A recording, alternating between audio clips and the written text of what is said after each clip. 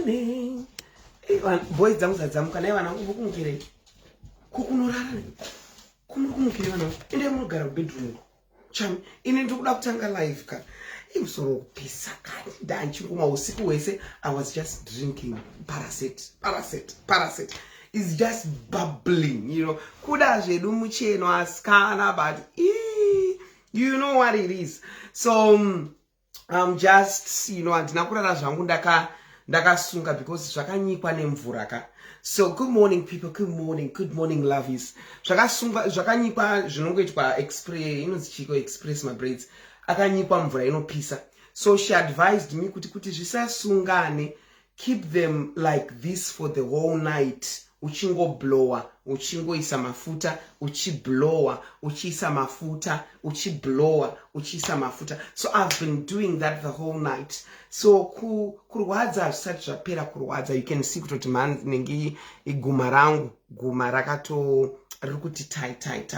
But anyway, it was now time yekuti tichirukwawo musoro, abvudzi rakura and this and that. But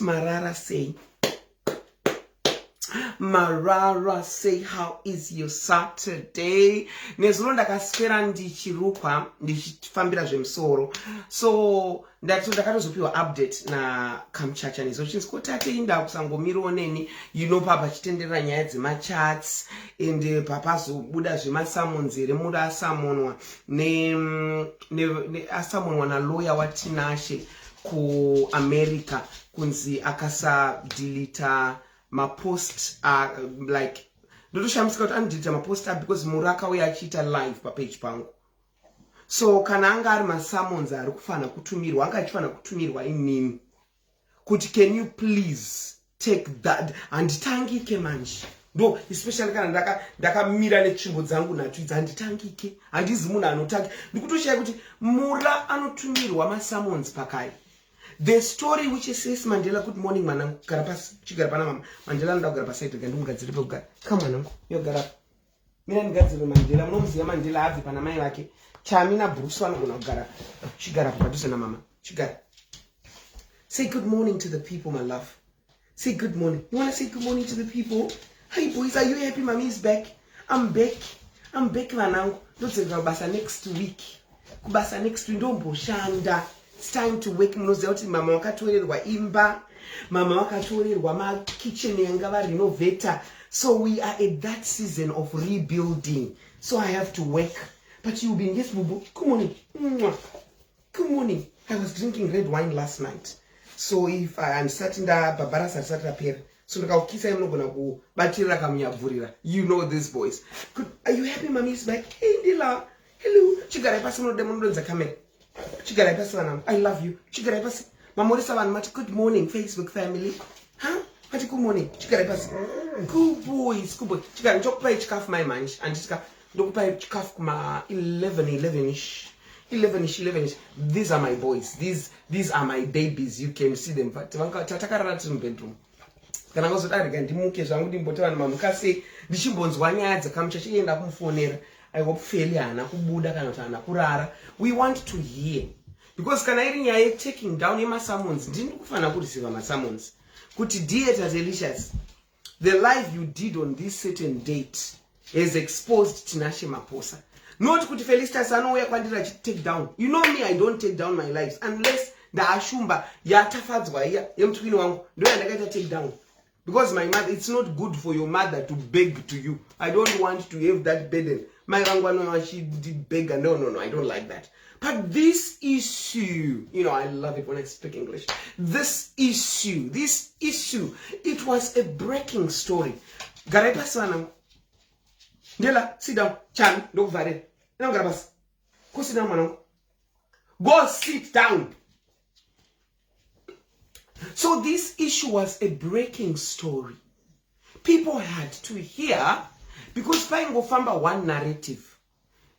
Ye family ikwana Tinashe Maposa iya yekuti muraka zotuka tatenda na mai vake that and that, and people were starting to just say we know Mura, we know it didn't last, what and what, and she had to speak her mind.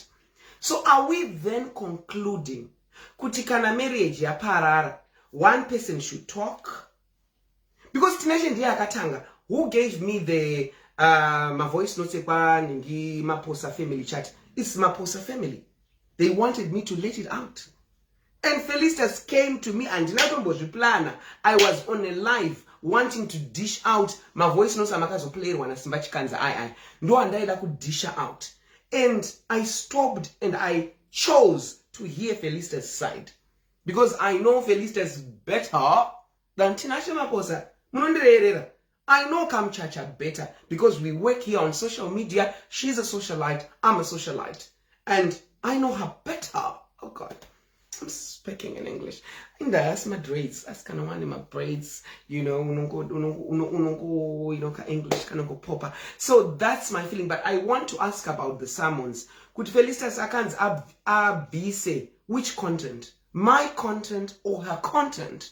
Because if it's my content, and my lives, if four, actually the first live was about 4 hours. Then the second live was about, is it 8 hours or something?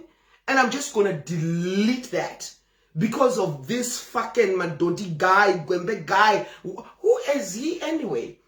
I've done stories on social media, stories about Wicknell Chivayo, about big sharks. And they never lifted the bottom and upper lip to say, Queen, delete your lives.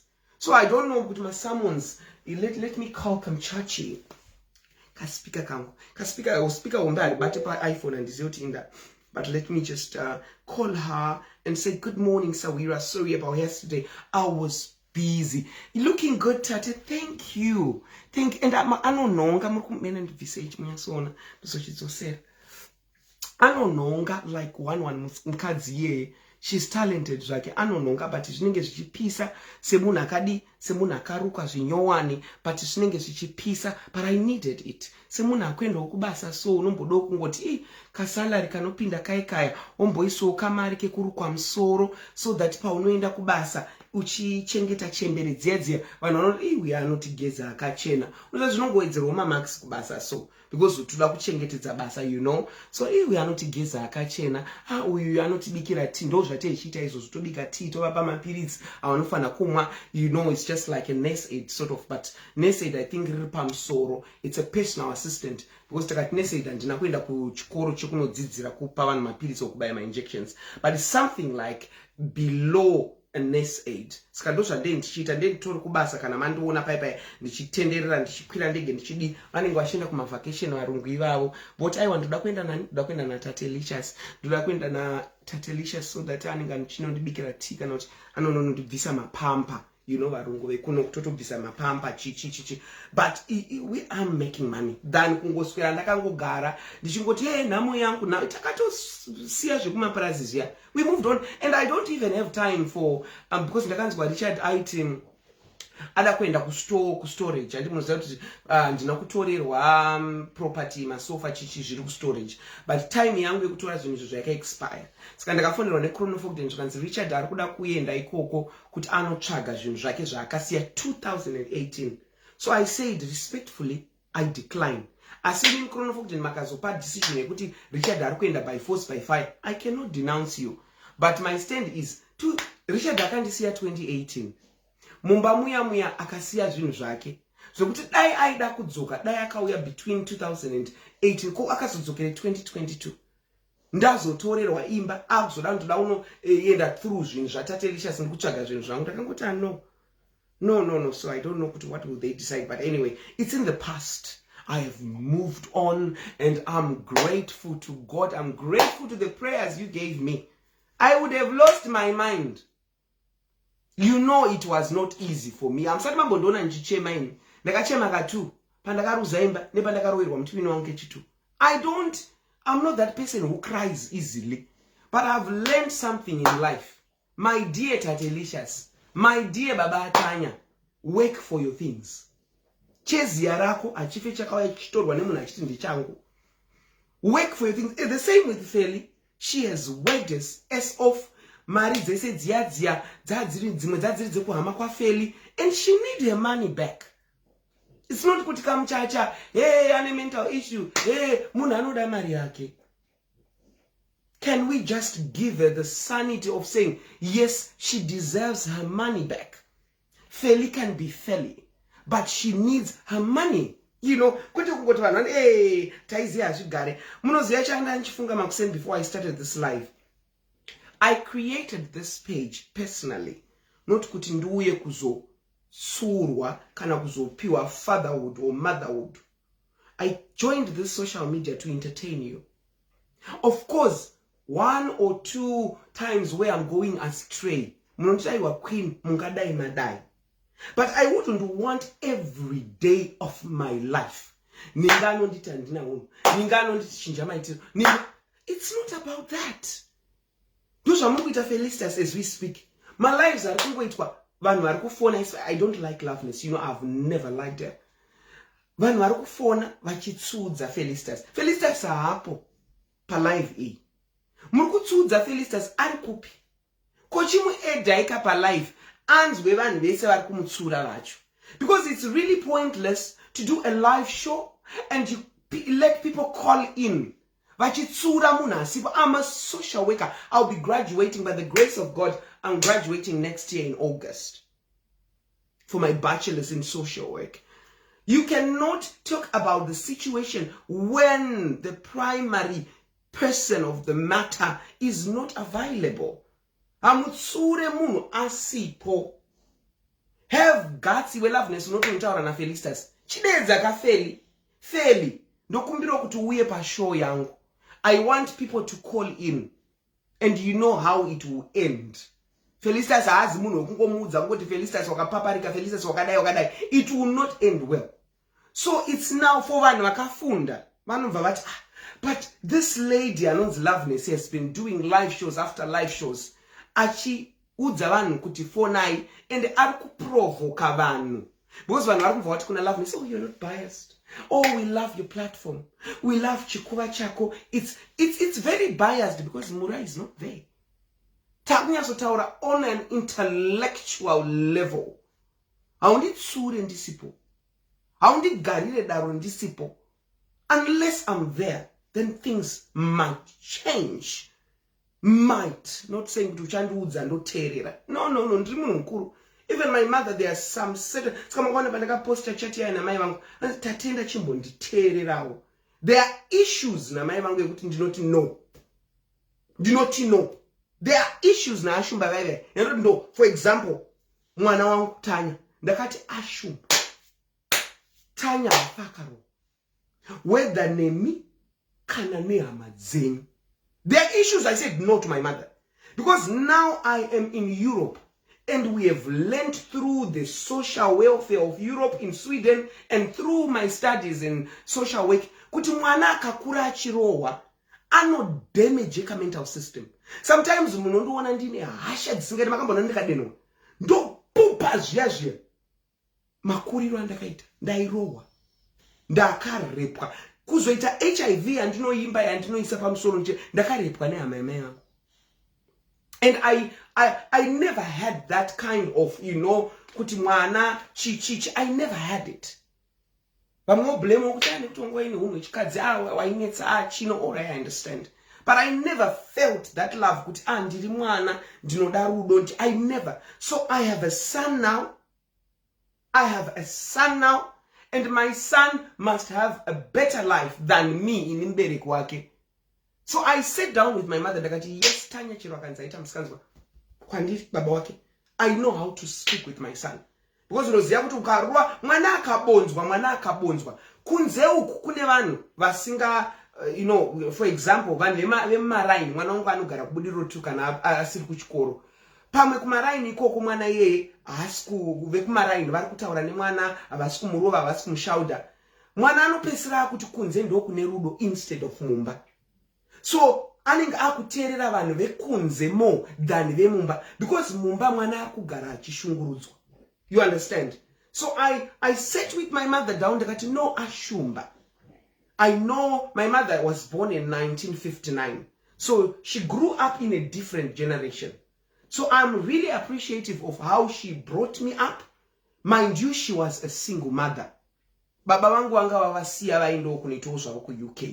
So she brought us in her own way, the best way she knew. And mind you, our parents know the generation yekuti vano protect hama dzavo. Someone said, oh, so why did you not report that relative? Why did you no, generation and ndakakudzwa nayo. Vabereki vedu zvinhu zvikaitika mumusha zvinotsikwa. Zvasiyana in this generation tine social media, tine social platforms akawanda ekuti we can speak, we can hashtag George Floyd, whatever, you know, it was hashtagged. So inini, I am me, I love my son, and ndine zvinhu zvandoti no. Because it was zvimwewo zvekuti mai vangu tafadzwa chino mwana wangu chichi takarorerwa chizvidzikisa tozvipedzeresa kumba. I listen. So the same with Felicitas. Anoda mari yake. Zvino nyika yese inobva ino Felicitas anopenga. Chino saka mari yacho inodzoswa nani? Mari yacho inodzoswa nani? Tinashe akauya akanakirwa nemuchato. He is now forgetting kuti muchato uya une my expenses. Akudanana ne best friend ya Felicitas. Shuvai. Nemwana wacho Tinashe. Aku boycotta. You know, we need to be accountable of our actions. Wakamira vanhu vakakupa likes and likes. I'm cat father. But you have to be responsible for your actions. But anyway, without wasting much of your time, I know people are relaxed in the comfort of their homes. Some are working. Let me call Kamchacha. That one's what my summons. Maybe I'm involved or maybe I'm not. Feli. I hope she'll pick my call. Pick my call, Sawira. And a profile picture yakanaka my mkaiwana so. Darambi is gonna feel to say post. And a profile picture yakanaka volume. I'm calling Kamchacha. Let me tie my hair. Where is she? Where is Feli? Hello. Wakey, sunshine. David. Good. David. Kuagarare. Now that but my girl don't go to Munadara. Kuinda sweetheart, I thought you were much better. Wakaita live ya ndakaona uri kushopu uchitengesa yembe. Ausati wa better ile sawi. No, I'm better so because that's nice. So you know my dad is unwell. The body the kawari my dad is unwell. Saka unongozi ya no saka koiswa machina breadwinner. Oh, what's up? Kova sei sekuru murata any change wakunzwo zviri nani? Wakawadza kuti wakuira na Satan.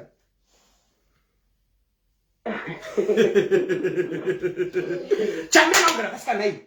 Go sit down, Chama Felicitas. Go sit down, Chaminuka. Uyogara. Chaminuka anenge amene. Chikera mwana. Naifeli, sorry about yesterday. You find me eventually when you are boss.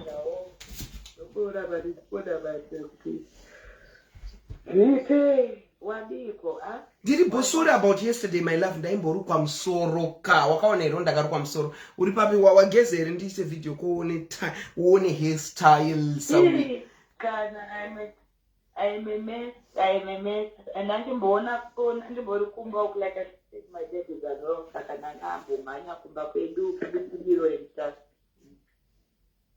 so Naifeli, tell me about yesterday. Ngatitangire ipa chat ndakaona ichicirculate. Actually I didn't sleep because msoro wangu waipisa. So I was just going through what has been happening on social media. So I know you want to rest, but I'll take a few minutes of your time today. The first one, chat ya circulator yeye kunzi wakaenda na mai something nice. On live here. I'm on live. Oh sorry, I forgot to tell you ndiripa live bro. Ndiripa live. Say good morning to the people. One that sorry can come chachi. Cheetah, good morning to the people, darling.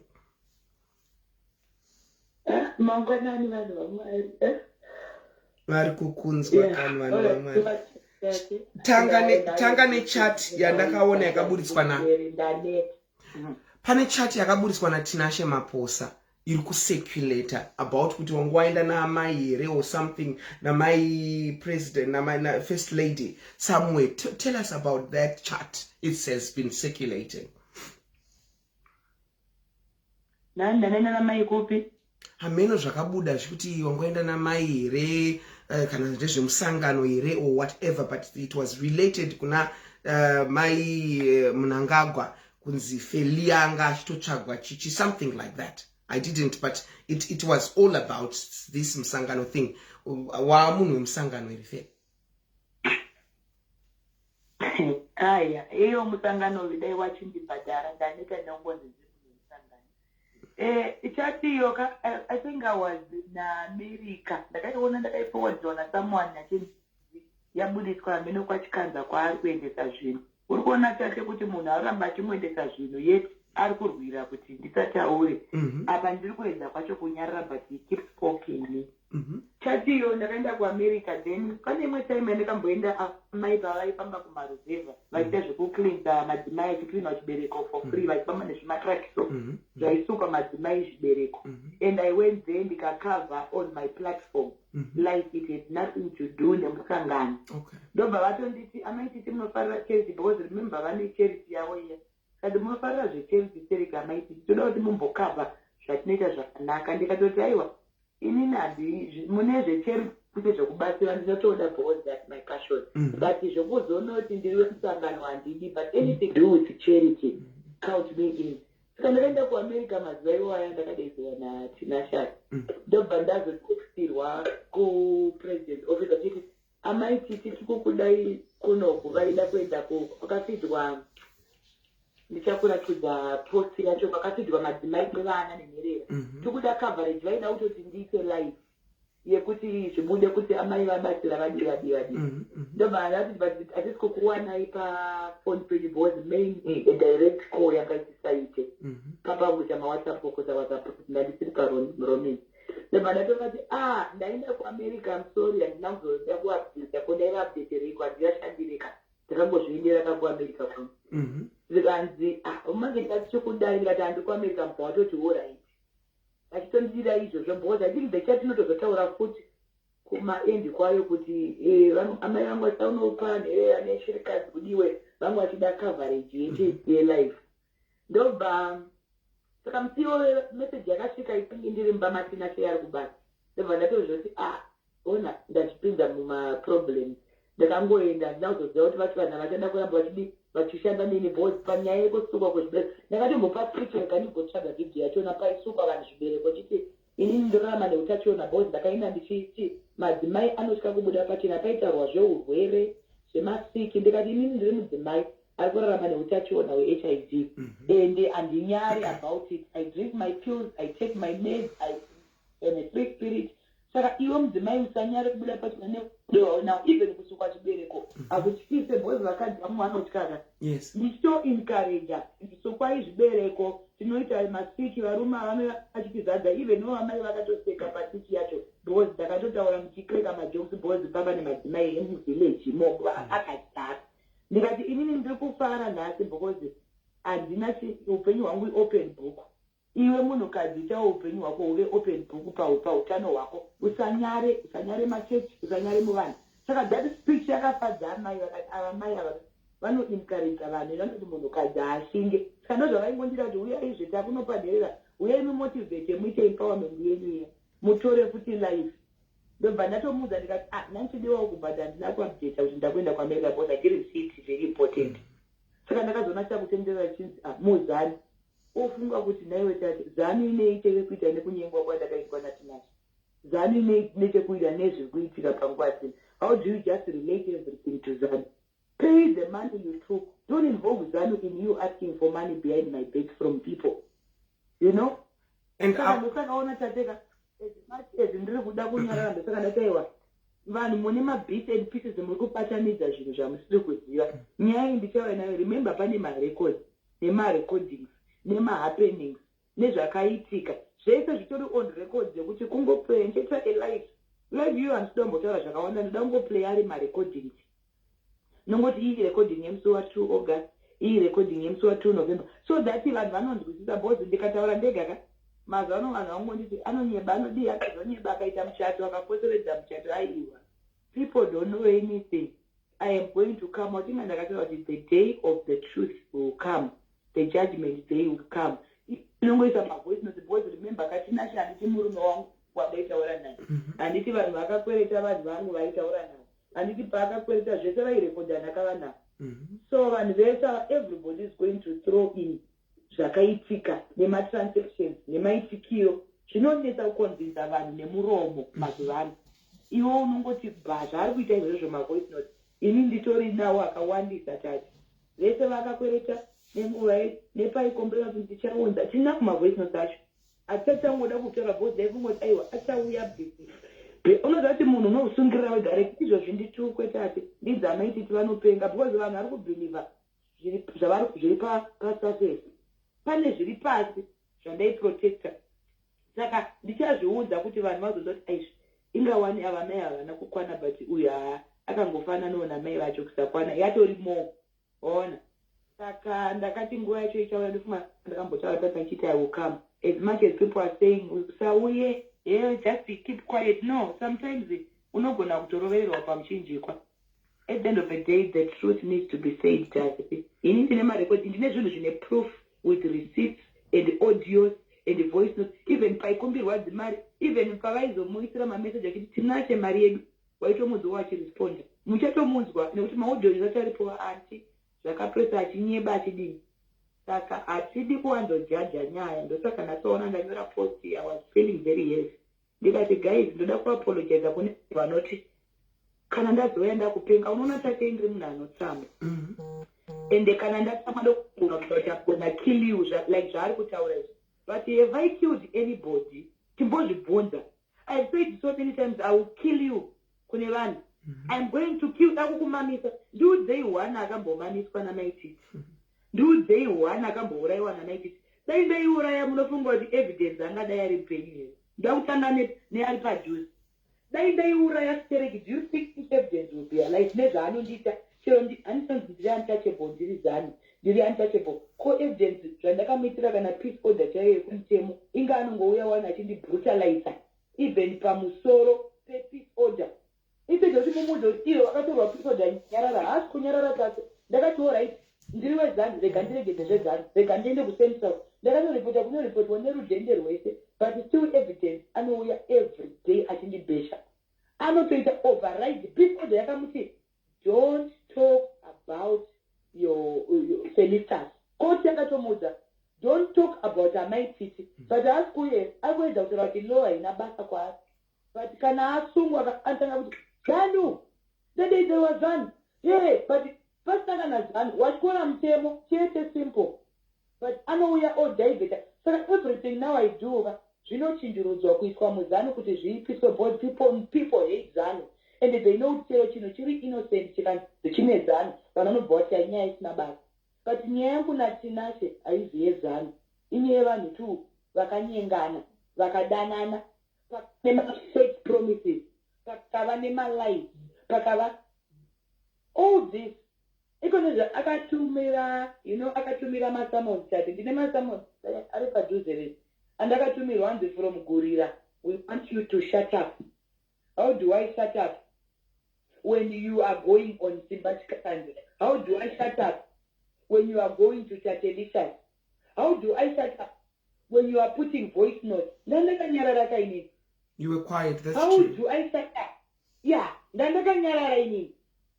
how do ndakushata munhu waurugara utaura everyday evidence yayo zvakafanira ndinomutaurira haasi relevant ndakasiya kutaura kudhara but ona everyday anonditaura handitombomupi attention.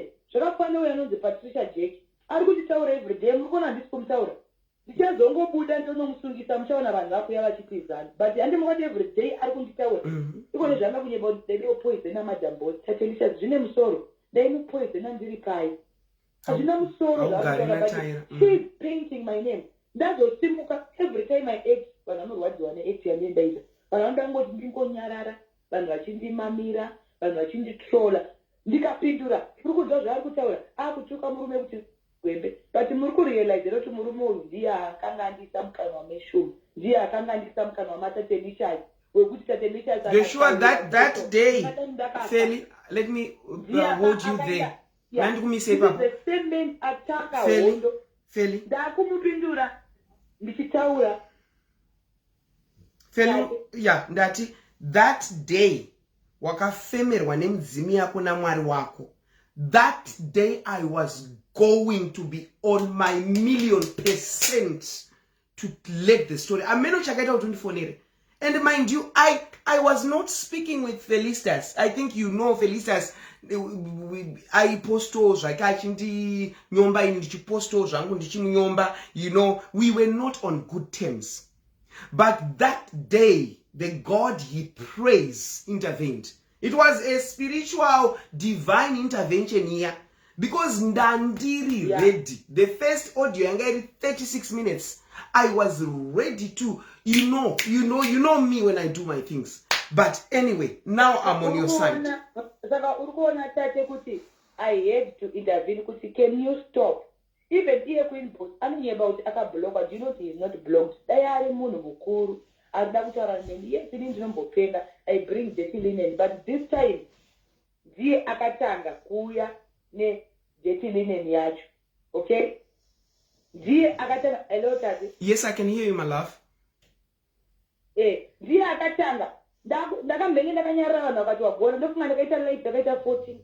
was quiet when I was born. My life. Miri a warning shot Tinashe, and this could have told. Tinashe, and this could have told. But I could out in the town. This guy has been literally threatening me. He will get you. I will be. This is my downfall because he is damaging things. The only way kunda blackmail is to tell a person to bring out all you have. Because the wakati kamundu kuti don't bring unorarama uri under suppression and unenge awukwanisi kana kuita anything though kurarama kwananchita kwekunzi I have things which will take you down. So in that's a point they would like I want to bring all you think will finish me. At the first place I was still wakachanga basaram. I was still that kind of mozutu kune muna kaita same life young. The kind of mistakes mamu ekuta gonna the coastal life young but I'm still standing and I will not allow this man. This man cannot be the lucky one to break me. Kule masata nisi tayo wakataya kudi breaker na nat akande foil and don't break one at nakenda jiramba nistara Jesus. And ndasvika papoint ndekuti ndozvinatiko munhu uyu akauyiwe kompeni wangu munhu uyu here kana kuti ndeumwe satani akatuma in the name of love. I regret answering this guy's messages. I regret going to this guy and I regret knowing this guy. I regret everything. But it's too late because ndasvika papoint ndekuti handichakwanise kurewinda zvinhu tate kuti dai ndisina kuita dzungu rekumhanyira kuita move fast like a wifi. But we make mistakes and you can't really actually rewind details but no mistakes on the coast here. But at the same time mistake here if I know do right. At the same time mistake here if I know to opinion one. At the same time Tinashe is too weak to finish me. That's wrong. No, you cannot be finished. Tate ndichauya zvese zvaari kuita izvi tate ndishazika ndoda kumbomusiyai izvi zvokuti shut up nemasamonzi ekuti shut up ini nandinyararidzwe nesamonzi. I had a question ipapo pemasamonzi amaititi. I had a question pemasamonzi ipapo. Ndamuudza kuti masamonzi ako aya ndakatomisira message nezero manje racho ndikati tell your lawyers I'm not going to keep quiet kusvika iyo wanyarara. Saka vanhu vari kundiudza kuti nyarare endai munoudza Tinashe naimbakabai madi kunyarara muone kuti benzi iyi harinyarari here. So don't come to me. Don't come for me. Go for him and tell him naimbakabai madi kusiya zasi mbachikanza mende kuinbox kwemukadzi wenyu munotaurirana. Inbox yangu is open. You know? We're listening. Ndachida inbox yangu is open tate. Murume wedai antoda matalk sunge zvaari kunyebera vanhu kuti he wants to talk. Angadai akauya listen Felicitas. Okay, let's go back to basics. Chii chakaiti. Tonyatotaurirana kapati kanyangana tatiri tu. Kosei kwari kuda why achida pakushamira kuti ndo pane power rangu. Anozva kuti ndo pane mari yangu. Ndo pane vanhu vangu. Ndo ada kuti nditamishwe bhozi. Anoziva ndo pane maenemy yangu. Why is taking my marriage to social media? Yeah, imboti murume uyu ndakamuramba ka 10,000 kanosvika Tate, but he was the one to beg me. Handina chinombondirwadza because handamborambo kana Tinashe kusvika nanhasi. Nhasi taendafonera sekuru vake ndikavaudza kuti mutore gupuro kubva kwedu because handichada. Ndini ndatoafonera sekuru vacho vari kutsika madziro. Saka Tinashe haana kundiramba zvekunyatsonzi nevanhu ndiri. I'm not bitter because murume uyu nanhasi kufoni kwangu hakuna message yakanzi ndichakuda. Ndatoudza sekuru nhasi ndavafonera ndikati sekuru uyai mutore gupuro ndimi mai vemunyai because zvinhu izvi hazvichagadzirike because ndikutoona kuti hazvichagadzirike. I would have loved to talk things out with this man. I wanted to protect this man. There is a time yandakada murume uyu Tate, I can't say I don't love this man. There is a soft spot which was there. Nyamwe ndakamuta anopenga negwembe. Ndaimuda kana ndakamuda zveise negwembe racho. And I won't take it back. I said the truth which was not supposed to be said. And I won't take it back because ndikati oh sorry no. Zvatobuda. Nayo naiti waitukire murume wayo ndaimutuka nekutanga ndakatsa mabhodhi yanga nditanga. But there is a time yandandine soft spot for this guy. There is a time yandaida this guy. Even up to now, I feel pity for him because I was not supposed to expose him like that. But after kutanga ku expose I mean, asingazoti neyo. Of course, I'm more powerful and more famous than him, but along the way, I don't know what I've lost a lot. But here also on this side, you will lose something. Yes, I'm a brand and I'm a big brand. There's no one nika. But aningafire ubrand ndichiprotecta munhu ari wrong chinzi you are a big brand aiwa. Brand rangu ragara riri controversial Tate. Harishamise brand rangu aite very controversial brand and harimboshai endorsement. Izvo zvinhu zvindikukuda kuti urwere hwauchiita kuti ndisaite basa. Nditori endorsement akamira isara newe ndiri kubuda manje ndikangodzokera mumba pangu ndakutogeza ndine bridal shower. Neubenzi hwangu hwakabasa kuti zvanzi nimi murume mazotuka murume uyai mutiraire toziva kuti munotiraira tichodzidza. Ndikavati asikana I'm not in a position yekukurayirai honai zviri kuitika kwandiri. Honai ndakatuka murume ndoya ndichikudzai kuti usatuke murume ndichituka tikatime hatina musati waitoandinei nazvo ndini ndakakupai mari uyai mundiraire nekupenga kwenyu. I'm still going because ndiri kuda mari and vanhu vane chavanoona chakanaka mandiri. Nyangwe nendaa dzangu dzichimbotacha handirambe dzinotombotachowo. Saka murume uyu Tate dai ari munhu anofunga aigona kuuya otaura but ane pride yekufunga kuti upenyu hwangu huri mumaoko make nekuti azondinyenga ende azorekoda a few audios will never kill me. No. A few whatever, I've made mistakes in my life, terrible ones, but I'm here still standing. Then how do you think with audio? These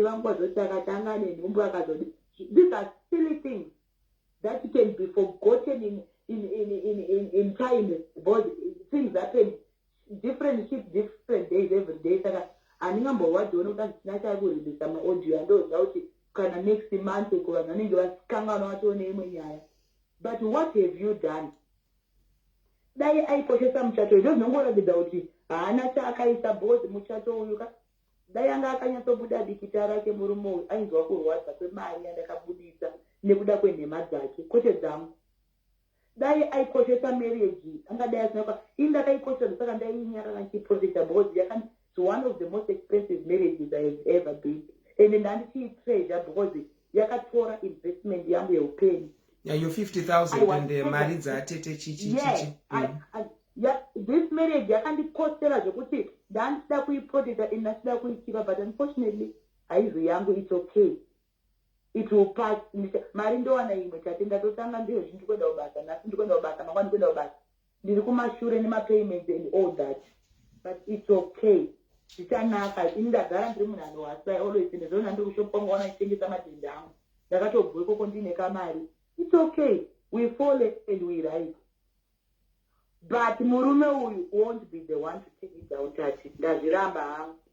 And also zvekuti hanzi vanhu vakati anambovhura GoFund Tate nyaya GoFund iyo ndakutumira kameseji vakati GoFund yanetsa vanhu vari kutaura rubbish nenyaya yeGoFund. Not okay. Muri munhu wemaraundi muri munhu wechini ndakatoramba because I knew it will come to this. I'm being attacked for a GoFund I never asked before. Mafund akatiwa hazina basa. I don't even know to GoFund because ikaita zve-charity not even isaitechi mawords remit notora cash ndobatsira vanhu. GoFund ndasingatomboizive kuti inoitwa sei. Ndobva vati mari inozoungana tinozoiunza kwamuri zvokuti mari yacho iri kunzi iri kubviswa. Do you know kuti handitori nainini because handiziva kuti inofamba sei and I've never opened a GoFund before. I've checked my records. So I don't know much about it, but I know kuti munhu anotoitirwa donation ine GoFund, but inini hasandakatomboipractice. Inini kana chida mari ndonoti vanhu uyai kuinbox muise wodremit. Vakadzi ava manesi ndo vakauya kati amaiti we are your friends and family. Tikuda kukuitirai because this is what we want. Ndobva ndaramba ndobva vatoicreata baiginya ndobva vaipa keke mbatoya kwandiri akati Feli, what do you think neGoFund uchatukwa nevanhu? Ndikati Keti, inini this is beyond my control. Handizviri ndiri kuida. Handizviri ndakati vhurai vakauya vega. Keti ndobva ati ndaishare because vakadzi ava vati we are my Tete's friends, we want to do it for her. Yazondwa unofanira ndoti uyanozani imba kuti vanhu mafrauds akubudisa maseva yavaita GoFund yatounoiswa inbox wangu ndobva ndatotukana nakatana ndakakudzai vasikana chamukupira pandiri chiko ndiregei ndife nenhamo yangu ndiregei. It's okay, I'll pick. It's not like ndatambura zvekutonhonga svosheka tate ona ndinoshanda elisi ndine tumashopu ndinotengesa ndinogona kubuda nekumari. Saka dai vakati kana maiti we are not going to pull back tichaita kuti mari iyoyo yatatageta muiwane muipiwe. But ndangoti handingamanikidze vanhu vakati what you can do for us as a favor. Uyu ari kuti it's a fraud. Tishayi papage penyu kuti vanhu vazive kuti you are aware. Ndo pandakanoiseya tati yakabva yablow up. And a wedding now is being asked for a GoFund.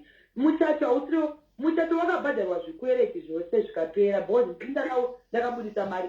But zvikwereti zviri kudiwa ndezvevanhu zvakatorwa naTinashe. Hazvisi zvemuchato. So GoFunding haisi kubhadhara muchato ende futi haisi kubhadhara vanhu. You understand? Haisi kubhadhara vanhu GoFunding. Vanhu vakatorwa zvikwereti naTinashe vari kuzikanwa naTinashe vari vaviri. Ndo ndiri kubveka kuti bhadhara vanhu ivavo. Hazvinei nemutero because muchato kana ari Kelly kumari wakabhadharwa cash neni. Tate. Cash ndina chikwereti naKelly haisi mari yezvikwereti ndeyangu yandakatora yemubhenki yemari yangu yekuvaka. Kana vari mabhendi akapefoma ndini ndakabhadhara. Kana riri keki ndini ndakabhadhara. Saka hakuna hanze yezvikwereti zvemuchato. No, people they just want to twist the things. Tinashe ane mari yaakatora ari kuiziva nekuti vanhu vacho vakatora navo kuseri. Like Tete came one pa live vachitaura. Vakatora mari kuti yanga iri yei. Ndichauya nemaaudio. Vanhu vazoti mari yakatora Tinashe yakanga iri yei. Vanhu vazoti mari yakatora Tinashe yakanga iri yei. Ndichauya nawo maaudio aripo. Saka vanhu ngavamire kuti hey, aitire muchato uri expensive. No. Ndaida uri expensive because ndo afford. Kune mari yakatorwa naTinashe in my name yakanga iri yei. That's what I am bringing on the 12th. Kuti imi muri kunditanzi mari yemuchato garai pasi muteerere kuti yanga iri mari yei. And I'm happy that now everything is here, every evidence is gathered. So I'll be just playing audio after audio and tombotaura muswe life kungoplaya chinzwa yapa chichachaitika so that people vangangomanira kungondijaja kuti hey, wakaita muchato uri expensive wasingapodha. Me I afford what I want. Izvozvi zvikunetsa kana ndikaita wishi ndikashanda chekondozva kuti mari yandiri kuda ndendaiwana, but there are certain monies dzandisiri supposed to pay that this guy is supposed to pay and he has to own up because ndiye akatanga. At the first place ndandisingade kuroorwa, he knows it.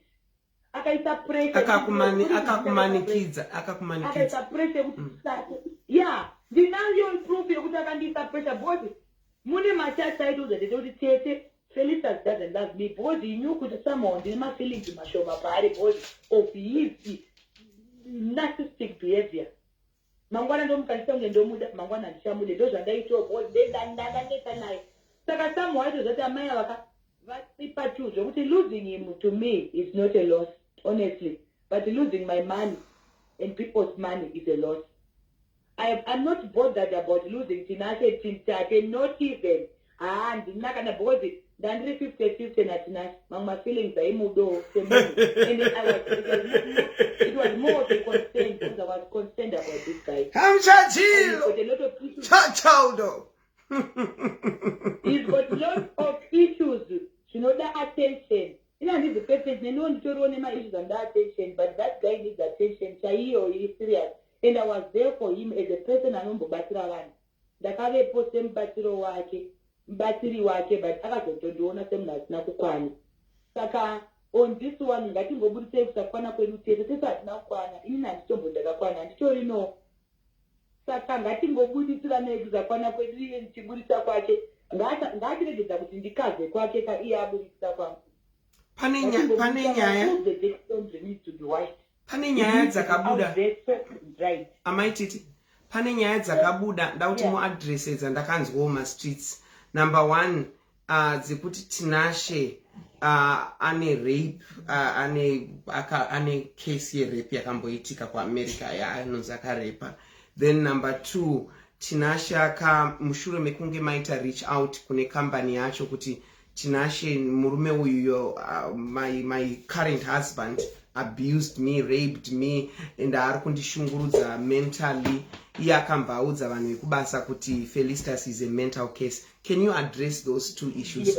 Can you address those two issues? Yes, akavaudza vasinge kubasa saka ndakangotora video yaakataura ndikaidzosera kubasa kwake ndikati so I came to you crying for help, then you called me a mental case. So where do we cry for help if you protect Tinashe? Yet ane file ririko kuti akamborepa akamboda kupoteredza munhu vakatouya akamboda kurepa musikana yeye achauyawo palife on the day. Oh, you reached out kune musikana wacho. Okay. Yeah, musikana akamuti ane futi musikana uyu akamuti musikana ndobva ripota mapurisa akauya akagwedhenura imba yaTinashe akasteka everything akazoshaya futi bhozi aida kumurepa ndobva asevhwa nevanhu vepakambani yake because agari takapa saka vakungomuvharidzira. Saka inini pakaita video yekwasimba chikanza ndakangotora ipapo pakati ane mental case ndobva ndaenda ndobva ndanovapa ndobva ndanovati inzwai zviri kutaura munhu wenyu kuti inini ndiri mental case. Saka they are yet to come back to me because zvese zvaari kuita ndiri kungonozodzera kubasa kwake kuti if you don't deal with this out I am not going to stop. Vanomuprotecta yet pabasa pavo failo racho rakadzurwa ndinaro I am going to expose it nekuti ndakaripiwa because at the end of the day pakampani panotoitawo vamwewo vanhu vasina kukwana vanenge vari two-sided. Saka neniwo nditoriwo nemafiles anoratidza kuti murume uyu anotoriwo nemaissues. Saka ngaaregedze kuyaisa Mr. Perfect iye tachiziva kuti ane dirty laundry dzakewo kubasa kwake ende kubasa kwacho obva vanomuprotecta kuita sex. Havazvizive kuti murume uyu ndozvaanoita kumanikidza vanhu sex havazvizive here. Saka ndakangonoraisa audio yoyo ndikanoti so I came to you to complain kuti murume akadai you know me boss ndaimboenda kakubasa so they know me and they know I'm legally married to him. Yeah, so after coming to you ndanyora chirungu chese ichi muri kuti chirungu chemunhu ane mental problem muri kuti ndiri kutopenga here zvandiri kutaura izvozvo. I came, I showed you proof, I showed you audios, I showed you videos. So Tinashe is boasting kuti imi maboss ake mati what is wrong with it? So the boss magoogle past yangu. My past has got nothing to do with me being a victim of abuse. Muchero gandanga rinogona kutoabuswa rikatopusawo mufunge. Saka musada kundijaja because I've got 5 exes. 5 exes has got nothing to do with what this guy did to me. Ngatitonge nyaya ivi yaTinashe kuti mutanziwo wakambodana nenge. This guy abused me. Let's deal with that. Akatanga kuti ndine case kone zvipamapepa ake pakanzi do you have proof yekuti abuse mwana wake uya I will still send a state. Ndakatombosvika pakuti mukansela inini mumwe musi yasikwa ari kubata mwana wake ataure chati Tinashe ari zvafanenge Nash kuende ka anosweya murume uya Nash come here ndakati nayo unotaura sei kune mwana iye akanyarara because anotya baba vake zvokuti haana freedom. Tinashe haana relationship nemwana wake kwete kuti nekuti anzi ndasiyana naye basi anozviziva iye kuti haana relationship nemwana wake asada kuya kuti anzi ari kuti ndiri kuabvisa mwana iye achizviziva mwoyo make haanyare kuramba zvinhu zvandoziva. Nash anozviziva zvaita mwana. Saka akuti tanzi show as proof aiwa inini handisi kuzomboregedza ndichauya ndichizvitaura nyange imwe proof inogona kunge ndaimborekodhera achabvisa mwana zvazvine inini panguva iyoyo ndaingomukansela semurume kuti baba taurai nemwana zvakanaka musaite mwana unge benzi because vangu vana chaivo chevandisaure navo mutauriro nitatina chemwana wake uya mwana wake uya zvinotonzasisi because haana kumwe kwekuenda because ndiye baba vake because amai vake Tinashe akanitaura kuti vaive drug addict. Saka akatora mwana but mwana uya haatombori kana maoko akanaka because Tinashe ane maanger issues. Tinashe akatanga anobreaka zvinhu saka mwana uyo apatoriwo hatoriwo safe but what can he do baba vake pane mwana angaraze baba wake hapana but hatoriwo okay mentally yake is so quiet because Tinashe akangogumbuka unoshauri zvaita sei nat anoti hachedze kuti unoti yo anotsamwa murume wendofunga maudhiyo ndakakupa tate kuti nyange zvikanzvazi munonyeba but aripo maudhiyo anombopenga wani clean that fucking car no I don't like what you're doing kuchikoro alright tate pane time kuchikoro chako mwana uyu akambofona anga ari boda akati baba handisina mari do you know what Tinashe said you are a soldier how do you say mwana anga ari under 18 that time akatona 18 recently mwana anoita soldier asina mari yekudya kuchikoro anoita soldier re mwana anoita kuchengetwa nevamwe vana kuchikoro do you know kuti mwana uyu akasvika nguva pachikoro apa ndiri kutaura zvinhu zvaitika kumba kwaTinashe akadzingwa pachikoro paboarding akadzingirwei zvichinzi magrades aserera seiko mwana uyu magrades ake kana ana baba kwavo inini vangu vana magrades aserere they accelerate because I separate my madness from my kids handina mwana ane grade rinodzika mba mangu inga chake but mwana akanza magrades adzikira mwana ari low he knows that mwana akadzingwa chikoro akadzoka kumba kuti mwana wake akuenda kuecommon why akadzoka private school kwaendeswa nemurungu murungu iye akati Tinashe chii tiri kusvika kumwana kana vachitaura chokwadi ezvekambani vanotaura kuti mwana akadisebheka magrade kuadisebheka sei kana ana baba kwavo ini ndopenga tate ndiri hure ndiri chii but wakambozwa kuti mwana wangu idoko ndikusendere marepotera nangu because ndinosusapeta upengo hwangu pavana vana vangu vanotrainwa kwavo vachidzidziswa havana kana zvezvounzanzi I feel sorry for my Tete's kids you lie because my kids don't know my other side because I try to avoid it and hasha vana vangu zvaitwa naTinashe zvezvokunzi muamerica muroyo vana Tinashe anorova mwana obvious hapana pacho vachidanzi baba vangu vanondirova because obvious kanoprotecta baba vake ndo zvinhu zvingatozonditi hauna proof because hakuna mwana zvangofana kuendeswa kwakuti mudhadha mai vako vanokorova hapana pachakubvumira ida but ini ndoziva zvaiitika baba make because ndakagara naye you know I'm listening ndakagara naye saka handingaudzirwe inini zvokuti handiri kuda unyebera Tinashe tinogona kutobveka history yekuti mwana uyu even but tate ndichauya nenyaya idzi ndine vanhu vari within Tinashe even vamwe vafamily members asisataure naye iye Tinashe vaimboziva mabatirwo aitwa mwana they know Tinashe this kana tidauramba yangu alright inini ndiri yeduta white da kutaura vanhu vake vakambomuchengeta remember ane vanhu vakambochengeta Tinashe ana ro anani nevamwe vatingatodi kutaurwa vekuti da kuti vakumbira kuti guys for the sake of truth bring nyaya dzaTinashe panapa because murume uyo ari kuzvita mujesu yeti mune all this rubbish about iye musikana wekurepwa uyo wekunongedzerwa kuti wekupota arepwa anzi haana kuzorepwa but aimubata Tinashe anzi pane pakambetwa supervise pabasa saka iti kana apinza vanhu basa aibata pamazamu magaro saka uyu mwana muZimbabwe akaenda pamatini ipo pairipo rekodhi yatisa zvinhu zvefake hanzi achimubata hanzi kumba mudzvinyirira kuwo mwana uyo achimuti I want you Tinashe is a sex predator murume uyo anoda sex tate ende anoda sex zvimwe zvokuti unoshamisika Mandela ndobva ndakagara naye ari obsessed ndobva ati kune mwana uya ndine futi anzi anga mutomuchinjira even mashift mwana uya akapiwa mashift ane extra iye omuchinji I have that on record mwana iye nda kutomutsvaga because anogona kuuya kuzora because mwana iye up to now akavenga Tinashe nasi akazobva here pamatina nyaya idzi dzinozikanwa kuti aiabhisa vanhu because anga ari supervise but ada kuuya panapa achiplaya victim pabasa chaipo unobata vanhu uchidzvanya vanhu mazamu ozouya kwandiri kuti hanzi ndiri kunyeberwa ndiri kufremerwa ndida kuurayiwa nezanu zanu inenge iripo pauno uchibata mazamu evakati zanu inenge iripo paunenge uchiita sex yekuti ungoda kuuraya munhu zanu inenge iripo paunenge uchida kurova munhu uchiitisa munhu dog style inenge munhu anopenga inenge iripo zanu maitiswa dog style mati maitiswa dog style yakaita seyasauri that guy is weird tate ndosaka ndisingade kutaura because ndinoramba ndichimonza maititi vanotaurisa this guy ndakumuexpose handina chandochikidzirwa nemutemo chinoshamisa kana vana president vachiexposa who is Tinashe that anda kuya chindichikidzira kuti anzi I will expose you, I will put you down. You put me down kuti ase ndiwani kwewe unondiputa down. Kana munhu achikwanisa kuya aitaura president chaichaivo vana tuzena vana kukumbura masecret anoyera. Chii chinoshamisa pamasecret aTinashe chekuti hanzi ndinofanira kukwata nekuti paita tumasamoni tuviri tokanzi shut up.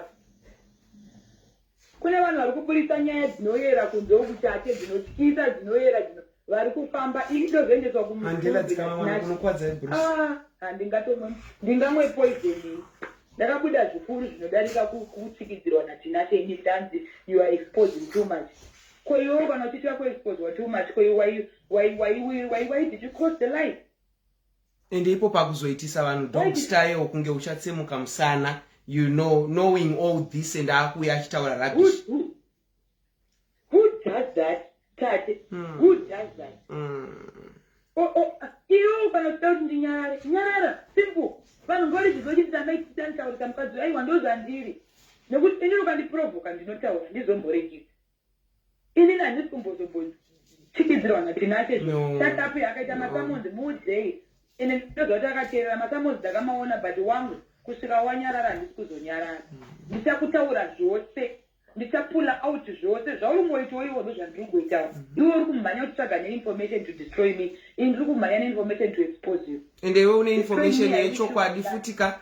Iwewe your evidence is backed by people. Number 1 yemari Tete vakauya vakataura vakati ndakakumbirwa 8,232. Vakauya vega Tete vana hatina kuita voice notes. She came Tete Mildred veku UK and Mura akafonera banka wake ndiripo tukanzwe sure tate I released 50,000 kuna maititi after ndaita days 4 days ndisingataure nawo ndichiti mari iyi ndeye kupedzisa imba mari iyi so evidence dzamura it's backed by people. Izvi zvaTinashe maposa it's just Tinashe maposa. Aiwa, arikushandisa hwani. Nani baba wangu chikafu. Wechiko na iwe tituko Zimbabwe isusu. Anditike andina kana nzara ikuya kwaAmerica zviro zvikati ndona ikuya kwaAmerica. Tacheka handitombodiwe kugara kwaAmerica ende iye anozviziva. Ndosaka dai vakaimba yangu yabho ndakamuudza kuti I am not hungry for America. Saka whether ndabhani waAmerica who cares? Ina ndiri kutengera kugara kudiaspora ndosaka ndiri kuvaka Tate. Because you could build a future. This is my home ground. You don't pay a pan of Zimbabwe. You don't pay a pan of I'm not looking for dinner pasture. The Tambo and this Muno, Ninopira Muno. Then I went the writer campaign everything about in America. Aha, who's desperate to stay in America? I'm not in. You know, I'm no Canelo and one who done there. I was saying the food. I want to the Muno, you know, the private school. I'm not to run on with the right. I mean, but that keep it on. You are going to be banned after I'm beginning that in the window of America. And this is what I in by Kuraga in the garden. Rooms which determined in America. Don't pay it. And this is desperate. They don't put this type of bodies in America 24 years. That's not a wonder. You don't know what to put about Makoira. You have failed in America. Come to Mikoto because if as a patient, after you they say I'm not going to go to Panama life, which means we are calling a good papa, we're not calling America. We are with Zimbabwe, though, when you call it out. We can't just look at that made a good country and America. I get the maturity Zaramba was 24 years. So that's a lot of time for you to be broke like that. 24. I'm going to think but one of my life before America to the show. But what do you stand up what you not in the 4 back. Who thinks they took on mine? Yes, I'm going to make one for that. For you, may take when they're cooked on a kind of when Musha will put a parada. You say,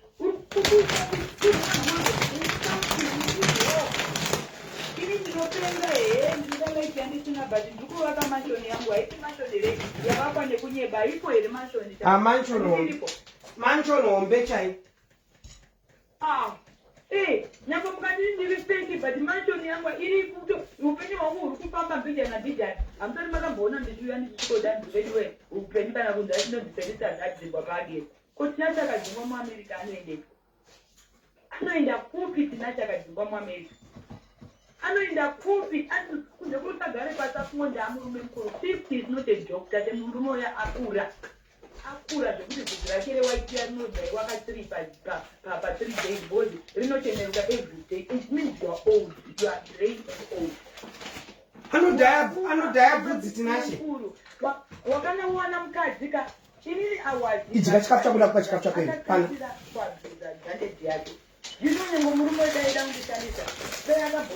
Mira Feli. Mira ngona matira chikafu. Mira Feli. For the food before us, we thank you, Lord, in the name of the Father, Jehovah Jireh, the Son, Jesus Christ, my Lord, and the sweet Holy Spirit. Amen. Feli uyatichike ndakumbodya zvandakatenga nesoro uyatichike something. Murume utatenda yanga ari mubunga akasira kundishandisa 2 minutes akabuda asina chainacho. Inini ngana mwanzo ndishandisa vamubuda vane something. Sa zizo akabuda nemapepa ye. No, akuda kuita kubuda newo masofa akanyeba kuti andipani. Which what is masofa really? Angade kushamsira nawo as a 50-year-old man. Unofanira kuva kunzi ane mba yake apa. Handisi kuzonyeba kuti ndatenga imba kuda kunziwa ene. Grow up. Wakura vana everywhere. Even mudzimai ane vana vake tuya akamudzimisa basa. Ndakazonzwa history yacho naka. Because vanhu vese do you know vanhu vakutaura neni kuti ungadzingise mukadzi wakazvarisa vana vairi omubvisa pabasa nekuti hanzi abvisa mwana wako. Mwana wake uya akamuexpose to so many people vaimurova. I know history yemwana uya and I feel for him. Such a handsome lovely boy. But akurira muabuse anoendeswa kumba kwauyu onorohwa oendeswa kumba kwa baba vachingopirika kuti munhu apengo kunze kwokuti baba vatsvagire mwana mukadzi akakwana. Ndakamboenda pamwana uyu ndichinoita conversation naye tate ndikati Nash, can we talk? Tate uti unoziva kuti he's been through a lot zvekuti is actually a unique child kuti mwana uyu akakura zvotosirira dai aunzwa zvake kana kuZimbabwe because life yanorarama mwana uyu aringorarama kuti ndiyewo baba wangu ndo hama yangu chete. Otherwise baba vana is not capable kugara ane mwana. No. Mwana wechitu here kana kuti mwana wechitu. Ainiya mukadzi wake nendobvati Samantha anoshandisa mwana wangu. Iye ndozoti mwana wake anoshandiswa. Mwana wangu anendonzvisa kumurukisa. Anoenda anodudurwa chati ane bvudzi rekwiwe. Oendeswa kwa Samantha yonzvadzi ngauye achengete vana ichawachi vamwe vana 2 teenager nazaya vaya. Obva andwaroka odzoka kuti asina kurukwa apanza arukwa onoshandiswa ndofunga unoshandiswa basa remumba iwe ochengeta vanenina vake odini odzoka kumba haana kurukwa. Ndofunda kuti ine wanhu wati mukadzi wako achanomurukisa mwana unomona tsama. That's what she always does. She uses my son. But you know mwana ari kushandiswa. But hausiwira mwana wako. You still send mwana wako same people vanoti anoshandiswa. What are you doing kumwana? Murume is not capable kupiwa mwana. He is not capable kugara nemunhu. That guy is very harmful. Inini anatomugona because ndaimutolerata because after tarovana kuseni taitaurana ndo that's how taitogara pasi taurana ndikatombomuti Tinashe une zvinokunetsa neniwo nezvonetsa. Ona we are 2 people vasangana vane mweya yetsvina. Shure hatibatani nemweya yedu yetsvina ka tibatirwe rudo irworwo tate. Uya ini ndichirapwa nekoko uchirapwa nekoko ngatifambei kuna nana prophet makandiwa. I was concerned about us. Ona iwe wani vakadzi vangani ona ini ndani varume vangani chuya tizorore murume wangu tawanana zviuya chuya ka tivake musha zvoitei unoda mukadzi akaita sei. Even pacho pari kunzi hanzi makafoteredza munhu muchato asingadechai aihuta achitenga tomasuti tuya twebhulu tunenge twapepekale twanga akakuita inga akatenga wana achihuta handisi aihuta akati look at my suit aifarira mupeto zvekuti mukadzi akakubatira unozosvika wakambotora tate ukati fenitors anoshandiswa nevanhu kuyambuka ungadei wakambondishandisa wangu ka wakayambuka in peace. Zvinokuda kuyambuka osiya wandidhemejara aishande iyoyo. Kana vamunangagwa vachikwanisa kutaurwa nevanhu who are you unoudza munhu kuti shut up. Kana Jesu chaiye achikwanisa kuti vanhu who are you to tell me to send someone to shut up with you. Iwe uchitaura. Respect is earned, it's not forced. Don't force me to respect you if you can't respect me. I only respect and wakatoza kuti kwandiri vulnerable ngeuko kupofu ndoko wakada kuita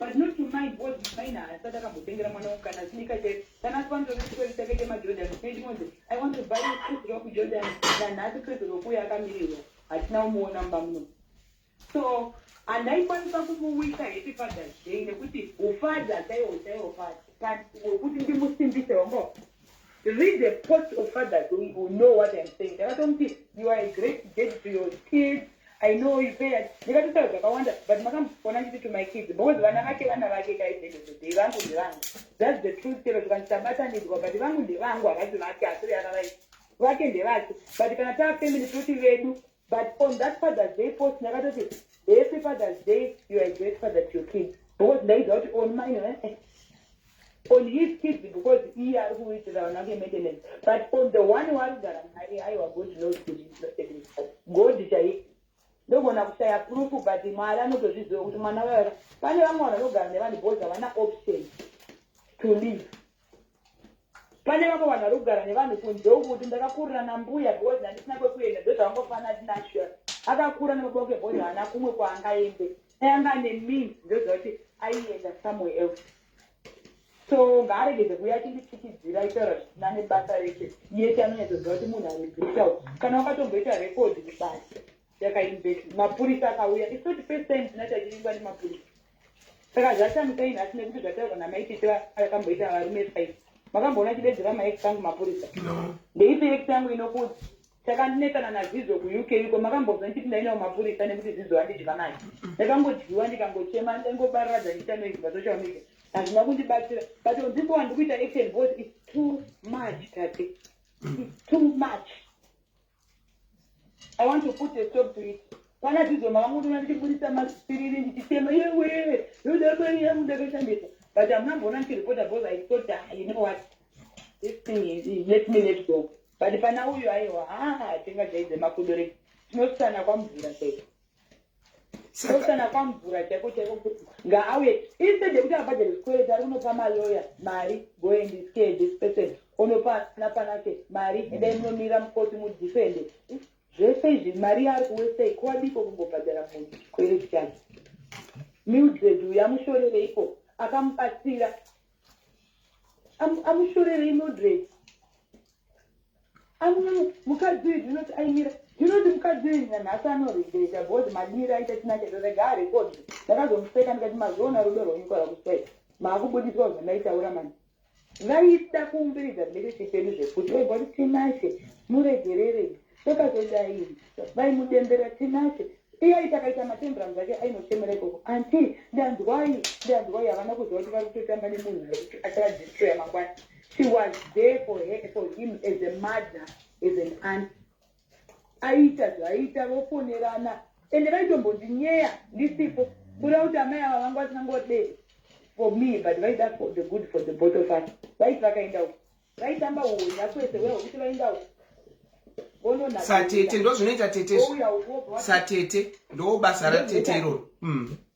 Ndosaka uri kuona ndakavaregera bhodha kana zvimwe zvinhu zvavaitaura ka kwaive kuda kuumbiridza relationship kuti zvimire vasingazoti kumberi zvichava backfire iko nezvakapa munhu mari vachitemba kuti munhu wangu handiti bhozi vaitenda munhu wangu now vakutema neni but pavakapanana vakanga vachisofutana pachavo maaudio zacho ndakazomatera ndaiseka vakazondisira kama audio dzacho ndakaseka ndikati ndozvamaiudza na behind the scene vakazoiso avo vakaisa vakati aiwa ingoyema audio iya imbosendawo maaudio asembva vandika saka zvese zvozvo ndichazviplayer kuti muone kuti this guy is not as clever as he thinks and he claims he is. He is very intelligent but kukoromora munhu akaita kunge maititeka kunoti nesei nyangwe ukanzi wakaenda kuune PhD kunotonetsa nosaka ndichiri pano bosi kune vakatokura kudarika Tinashe vakatombosveda zvinonetsa kuti ungiri kusettled at maximum saka kuchinzi ndideme at your own risk because unenge uchitemba simba rako inenge totembawo ramo iroro rekutotaura iroro ndi I stand for what I believe in, Tete, and I'm not going to allow anyone else to speak for me. Murumo, if he knows what's good for him, if he doesn't want me, I'll keep talking. Boys, I ask you that kunyarara. I'm going to be able to kunyarara. Nezuro chaye maneru after 1 2 mila masamu simba standanga pa life nema oshi. So what are you doing? You are taking a peace order to be blackmail, to blackmail me to say shut up when you are talking. Ontora ezandineti pane vanhu vakanesana neni ndikapindura vanomhanya kumapeace order zvonzi munyakaridze ibhoza anozvati kutaura kwangu kune kachokwadi kavakanoti kanzwiswe chokwadi chakazenge choreplayiwa kunze uku ndandisangatomboni zvekutaura zvemaproblems ake ekuti anovava anodini ndaisatomboda kutaura ini zvinhu zvataiziva mumbai zvesemi but obviously kana girlfriend ake sanoziva kuti ndo zvaanoita plus asiri ndakatanga kutaura kazvegombeti anonzani rachewo akauya kwauri wani kana anozitauya rachewo akauya kwauri achitaura wani akatanga kutaura before ini ndaitongozviconfirma because ndaingoconfirmawo kuti is true zvataurwa naThelma. Otherwise Thelma ndiye munhu wekutoti dai aida aindiudza zvakawanda but munhu wekuti handinyatsomuzive and she's like a big sister and she's like munhu asingade drama but makamunzwa hauna munhu here Tate kwaLoveness ndakamunzwa Thelma achitaura zvese akataura zvose vanhu vachiseka now ininda pavakazviseka vana kuzvikoshesa kuti vazozviita replay at 2020 nekuti zvazoconfirma neni vakureplaya why because ini ndini ndakaita sei ingateo makauya ega ndiye akatanga kutofumura Tinashe akati ndaimuziva for makore akaikwenya ati irekodi nyuiru anamboizwa itenderedzwa yakatenderedzwa ndinda nekuti ndanda kukonfirma kuti aiwa because vanhu vanga kubhesha Thelma uya kuti musikana uya ari brita vandakatoa kuti amai ava vasi brita varingotaura uchi chokwadi Tete dzakafana munhu akataura kuti munhu uyu anodai iwe uchizwa kuti chokwadi ungati munhu ari brita here haati munhu ari brita munhu ari kuziva munhu she was saying ini ndoziva Tinashe zvekuti dai ndoida kutoziva zvakawanda ka ndaigona kuti Thelma ndiudze but I have seen kuti Thelma uyu mukadzi anoda peace mukadzi asingade madrama akatongotaura musuya uya akabva atorega handina kuzombomunzwa achitaura futi but munhu wandotoziva kuti ane history yaTinashe yakakura zvekuti zvese zvandiri kutaura izvi dai kuri kunzi anoyowo palife aigona kutoti amaititi havasi kunyema nekuti anoziva Tinashe so handidi kublemwa nezvinhu Tete vako Tete vangu vari kufona mirati ede tivasende Tete havabvo pamalife mutoshamisika vari kuda rega tivaede ngavavo Tete vaFelicitas. You know, as a social worker, one of our traits we are taught at university, we are taught to have big ears and a small mouth. So I have to be attentive so that I'm able to map a way forward. So kana Felicitas azopedza, I need to give her a way forward. Sasa wira wake. Because angataure yachitaura. We want her to feel at home. That's the role of a social worker. Sorry, Tate. Tete vanenge vakukonawo kavano vanhu dawo ndinyaradza kana ndichihumana but ndangova ndaona It's okay. Tete mamuka sei? Halo Tate muri sei? Handina kunzwa live yamaita ndafonerwa nevanhu vakawanda vachindifonera kufoni kwangu. Hanzi chi? Ndiri pabasa ndapedza manje. Hanzi chi Tete? Tate, if you love my Tete truly, unofana kunyatsa advise my Tete. Chiuya mundibatsire ipapo. Tiri kuvati isusu vanofana kudzokerana naTinashe. Ndibatsire ipapo Tete vape advice. Kuzama kuti iwewe Feli are stable at this moment. Feli is vulnerable at the moment. And it is. Her words, vari kutaura iye zvino, some of the words akashatirwa, ari disorientated, ari kutaura zvino nezvino because Feli is depressed. Yeah. And the people are taking advantage of that muma social handles avo. Vachitaura zvavasingazive. The only person who knows most of the things that were happening behind, it's me.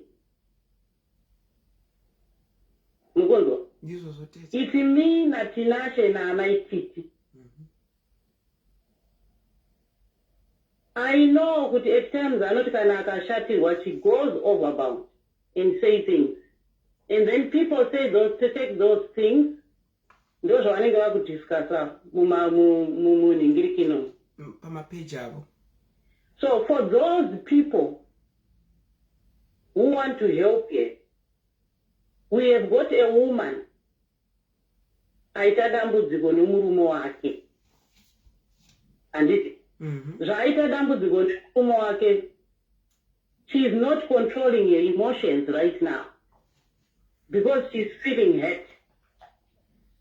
There are people who have been on social media who knows how to poke her because we know anodai. And one of them is Tinashe.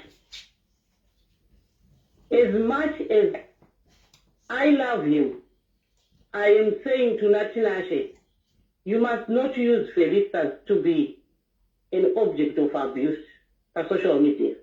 Because you know she will retaliate. And when she retaliates, she will use all words. I am having sleepless nights. Ndichitry kuti dai wanyarara. Paanonyarara, she is poked in another social handle. Kuti ataure. And some people want her down. For what? Vakawanda makarambwa nevarume. Mukatoitawo maproblems. Just because I'm Felicitas. Makakwanisa kubuda asi makarwadziwa. Zvikuitwa naFelicitas izvi. Vakawanda vakutaura nhasi kuti ini ndinobva ndadai, ini ndinobva ndadai. Makadai kupiko, varume vacho vari kupi. And were you not involved munyaya dzakafanana nedzaFelicitas? Zvese zvamuritaura zvokuti Felicitas anga asina mari, muchato wakaitwa usina mari. Do you think iyo mari iyoyi GoFundMe inokwanisa kunorepressa mari yakabuda pamuchato? Do you really understand kuti nyaya dzimwe dzamuri kutaura social media dzizi? Inini am the one who knows the truth. And I know kuti Felicitas akashatirwa kutaura izvi. Tinashe akashatirwa neita izvi. Ndozviziva. Anditi? Inini don't take a broken, bleeding woman. Momuisa parade. Momushoredza aripo when she's bleeding. I want to measure the level of your love. Some people now are gaining up to Felicitas. I know you should come and talk to her as a sister. Where she is wrong. We talked about Nyaya Doguti, I talked to her the whole night about it. But within that time, some people are making my life at Chituko. Like we don't have platforms that are promoting marriages, promoting relationships. We have got platforms that are destroying people more and more. One word that you say can destroy you. Zvamutaura zviri kumusoro zvataurwa naFelicitas. Asi kureva kuti kuzasuku kwanga kusina problem yatanga tiinayo. Tanga tiinayo. Anditi, but vanhu vakumhanya nezvokuti azodai so, akazenga akadai. But you encouraged her kuti ataure zvese zvari kutaura izvi. Because makatanga kuuya different women vachitaura about Tinashe. Akadai, akandi-abuse, akadai. Then she took that abuse line. Ndokuenda naye kumusoro. And now Makuti, why is she doing this? Why is she doing this? Were they no women where we are Tinashe anodai, Tinashe akadai, Tinashe.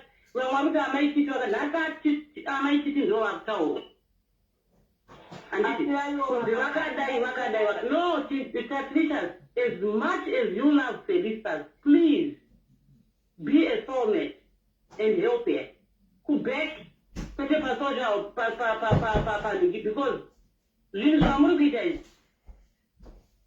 I'm telling you, it will lead to something. Social media, that's not what is happening behind.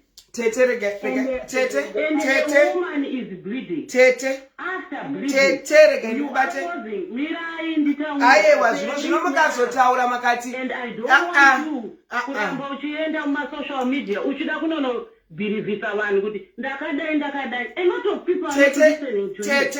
Tete makukanganwa Tete chikuva chinogara ndakabuya uchizai Tete please Tate Richard, Tete ndinzweiwo with all your heart. Tete zvokuti tauya kuzoungana kuti nhasi pabhurwa chidembo panotoungana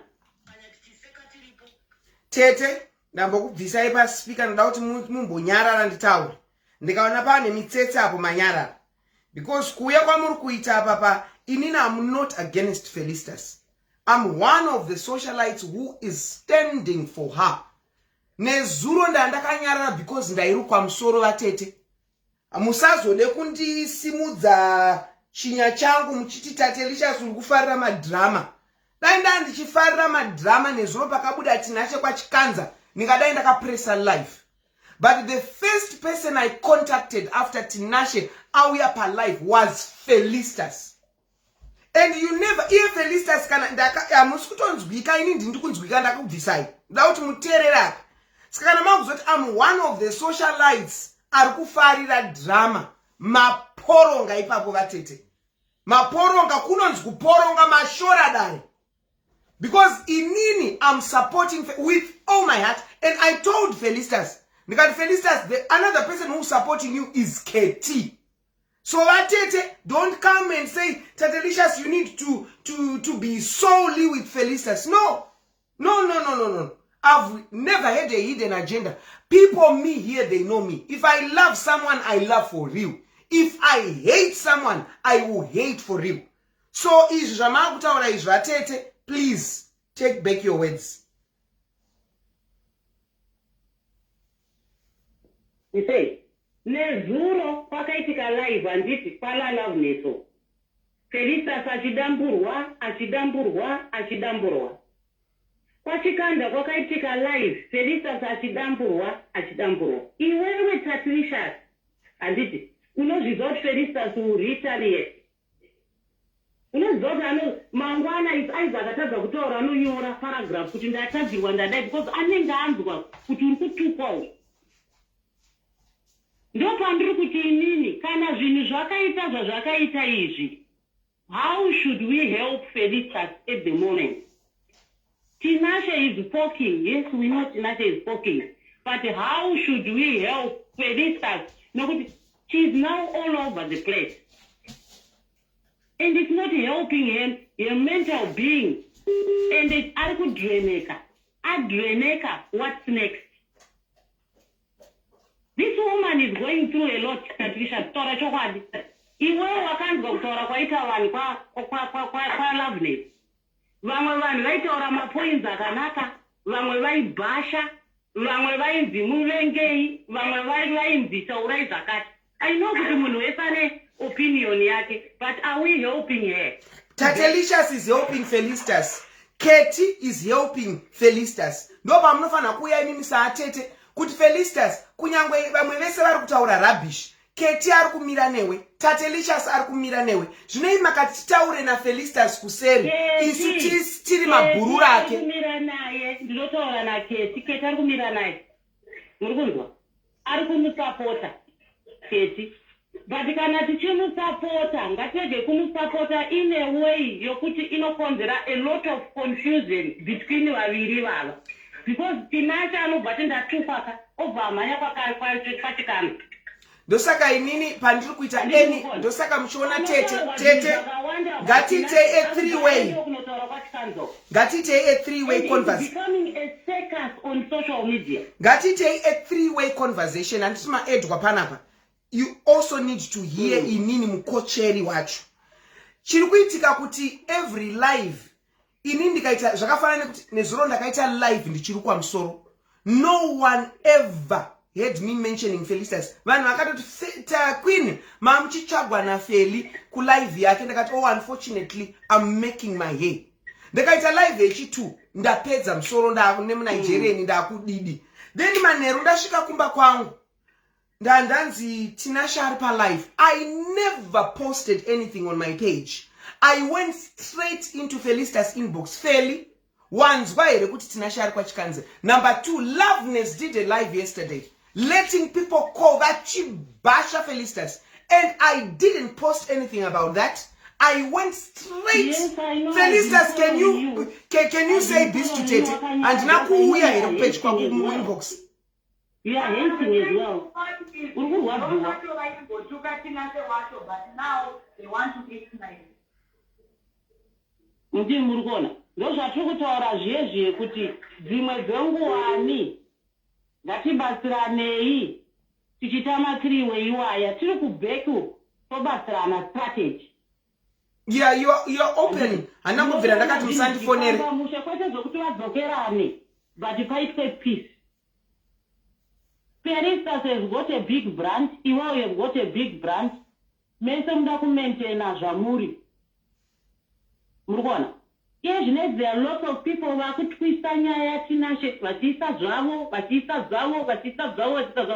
This has nothing to do with Felicitas na Tinashe. Munoziva kuti Tete. Only person who can Tete. stand for social media. Tete. Taura about Tinashe ndini. Tete. The only person. Ndakubvisai futi paspeaker. Ndoda kuti mboni. Chimbonyarara, ndoda kuona mitsetse apa. Felicitas udza Tete vakwanyarara. Pana kuwanzwa because ndakabvisa paspeaker. Yes, manyarara. Tete nyararai. Kana mukaramba kunyarara ndokudropai. I am sensing this. I have to be honest with you, Tete. Atitaure kuinbox. Ndotaura na Felicitas. Imaniswana mbotaura nemi. But this is the second time you are coming on my live show. You are always siding with the perpetrator. Sometimes Tete chimbobvisa ubachi wenwe utete. Fekai bachi lecha amai. Felicitas needs you. You are supposed to come on this platform, kana ku platform kwa Feli, condoning what right now Tinashe ndiye akaenda kwa chikanza. Felicitas anga anyara, and Felicitas was given my summons yesterday. She's take down the things zvawaitaura zvaTinashe. But by the way, Felicitas started to talk about these issues on my page. So which means if Felicitas is going to take down stuff, my stuff is involved. Then I came here on this platform. I never spoke kuti Chino Tinashe akadai, Felicitas akadai, because I am a social worker in progress. I want kuti vanhu kutaura kana kuti munhu kutaura nezvake anga ari pano. Then I said, oh, I didn't speak with Felicitas in the morning. I spoke with her yesterday. Yes, Tete manyara again kudzosei paspeaker. I spoke with Felicitas yesterday when I came from making my hair. Nandati Feli ndo zviri kuitika Sawira, and I ku page kwa Loveness. Fela mbati no Sawira, I don't have a ghost. Loveness akandiblocker. Ndakati okay, it's okay. I'll try to take some clips. Ndakabva ndabatwa nezvandaitochi because I was drinking some red wine. Zvadarizo ndandazonzwa yema summons. Fela, Tate, do you know I was saved summons? I was saved summons, Tate. Kunzi ndite take down some posts, which means kuti my posts also are included because nyaya idzi dzakatangira pa page pangu. Even the voice notes akalikiswa, the voice notes akalikiswa na Tinashe nana Tatenda na mai vake vakatumira pa page pangu. Before anyone in Zimbabwe knew what was happening in Maposa's family, it started on my page. So inini Felicitas Tatamakana Fongo, because of our own reasons, I don't want to bring them here, but I had decided to actually put the nail on the head on that last live and I got into Denmark. But God intervened, divine intervention came, and I decided by my and I decided by my own spiritual being, you know, I'm a spiritual person, I decided by my own spiritual being to stand with Feli again. To stand, not the first time, this is the second again. So one thing you should be coming here on platform Tete, kuti Tate amongst all of other socialites. Paneman two vari kumira na Felicitas. Keti weku Island na Tatelicious weku Sweden. Loveness is biased because Vatete right now, if I am for Felicitas, I cannot tolerate people who are kuzofona come church at this, come church at this, come church at this. I can, if Loveness is for Felicitas, she cannot tolerate a phone call. Might this, might that. That's my take as a social worker in progress. You understand? Saka inini, God knows, Mzimi yangu knows, I am for Felicitas. On this matter, issues. I am for Felicitas. Tate. Yes, Vatete. Aitakundwa tate. Ndikukunzwayo. Inzwa. Iwewe you are a social worker. And you know about law. And Amaititi is a comedian and Amaititi is a socialite. Most of Nyaya was netka pano pa social media. But now this is about a marriage. It will involve a lot of things, including the law. Saka Iwewe as a social worker, who knows that Felicitas now, Muna kuwadziwa, nezvirikuitwa na Tinashe zvokupoka zvauri kutaura. Anditi, zvekuti akaona kuti Felicitas anyarara, anonopoka kuti ndine voice note. Anditi, saka isusu tiri kuti iwewe uri a social worker who knows the law. Felicitas is a comedian and a socialite who is on social media. Arikubashwa on social media not in basa pake. Anditi, saka isusu tiri kuti Felicitas is going everywhere because of the retaliation kana kuti zvaari kuitwa mune mamwe ma-social handles. Hapana vandiri kushora any socialite ari kuzama kubatsira Feli. But ndiri kushora vari kupancha Feli when it is bleeding. But the Felicitas should not stop taking my criticism aripo ekuti chinyarara ita is. Because we are at the back trying to get information. Trying to help here. Imimi chibo taura iwo nyaya Tinashe Tete mune bias. Bias. My TT is bleeding because the man he vowed to stand for is coming on social media vouching. Let us get these facts correct, Vatete. Dakuda kumbo kuskula ipa utete wenyi papo. Number one, who came with the dirty laundry on social media? Felicitas was covering what was happening. Kumashuro actually achiposta mapicha aenda kunoimba kwa baba Harare. Achiposta aenda kunoimba kwa akaimba achina pa stage. Akaposta achimba achita mabasa wake business as usual. But who is coming with dirty laundry? Tinashe akatuita premeditated scandalous everything. Okay, the first thing what we need to do now as a family. Tatenda na mai tatenda. Torai this audio ne mulikise kwa Tatelicious. That's chapter 1. Then if it doesn't blow up, I will do the chapter 2. Tinashe reached out to me personally the eve of the night and Azoita live. And he said, Tatelicious, I'm giving you conversation between me. And I didn't know kuti mamsiri Tete va Felicitas in terms kuti amusi munu kwa murata. Muri Tete va Felicitas kuti makamuona achikura you know Tete va kuti Tete makamuona achikura. But you are not blood. I didn't know. Tinashe akatoti Tete anjadzi ya baba wa Felicitas. Then I was so intrigued because there was this enmity between me and Felicitas. So I needed to show Felicitas to say, this time I have you in my courts. So, the advertiser, pachikua kwa ndakati kune vanu. Tete muri kutaura mchanyara because hapana kunzwa. The advertiser kuna ndakati give me 10k likes. I have a story of a story. Then people came with their numbers and wakapresa 10k. Then I shooted the next day. Felicitas ringed me. Pakanzwa voice renyakati no. Tate, stop. tingadai takabengana baba atanya, but this is my Tete we are talking about.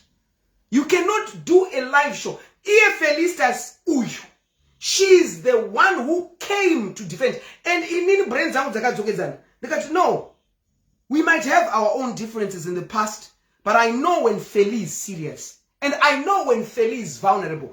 If I was against Feli, ningadai ndakamudropa. Nikade senge ndofunga Feli akambondidropa pandakamufondera pa live nchiti ndiri ama yake ku Sweden. Feli andifondera pa live pangu. If I was a bad person, I would have said bye Feli. But I took it to myself with munhu wangu. Tingadai tichimarana, but Feli is a good person. Then I took the story and I sided her. I didn't plan to have 9 hours on a live that day. I was planning just to do a live of maybe tops 1 hour 30 minutes. Because my voice notes angandinapo, first voice note rarirengina Tinashe 36 minutes. The second, Muri 3, Tinashe Felinemi, Ray about 2 minutes something. Then the last one, Muna Tinashe Muchitaura about 3 minutes. So I had planned this live show. So one of the person who loves my Tete on this matter is me and Keti. So imimi Tete kana majoina takujoina ipano pa live. Chibo uyai muchisapota mzukuru weni tozviziya kuti yes kutaura na Feli kuseri. But Feli right now is being emotionally, mentally, socially, physically damaged on this platform. So topeta maoko. Totaiwa pane zvatikuita kuseri. Feli anoshanda pa social media. So people who love Felicitas must stand with her, for her, on social media. So Tete, chimbo mira ikuita izvi zvekudai I love Tinashe. At this moment, muromo wekuti you love Tinashe must not be coming out of your mouth. At this juncture, muromo wekuti you love Tinashe. I know they are still legally married, but what Tinashe is doing is coming for blood. And mind you, Tete kana muri munhu akafunda. Tinashe had premeditated this relationship.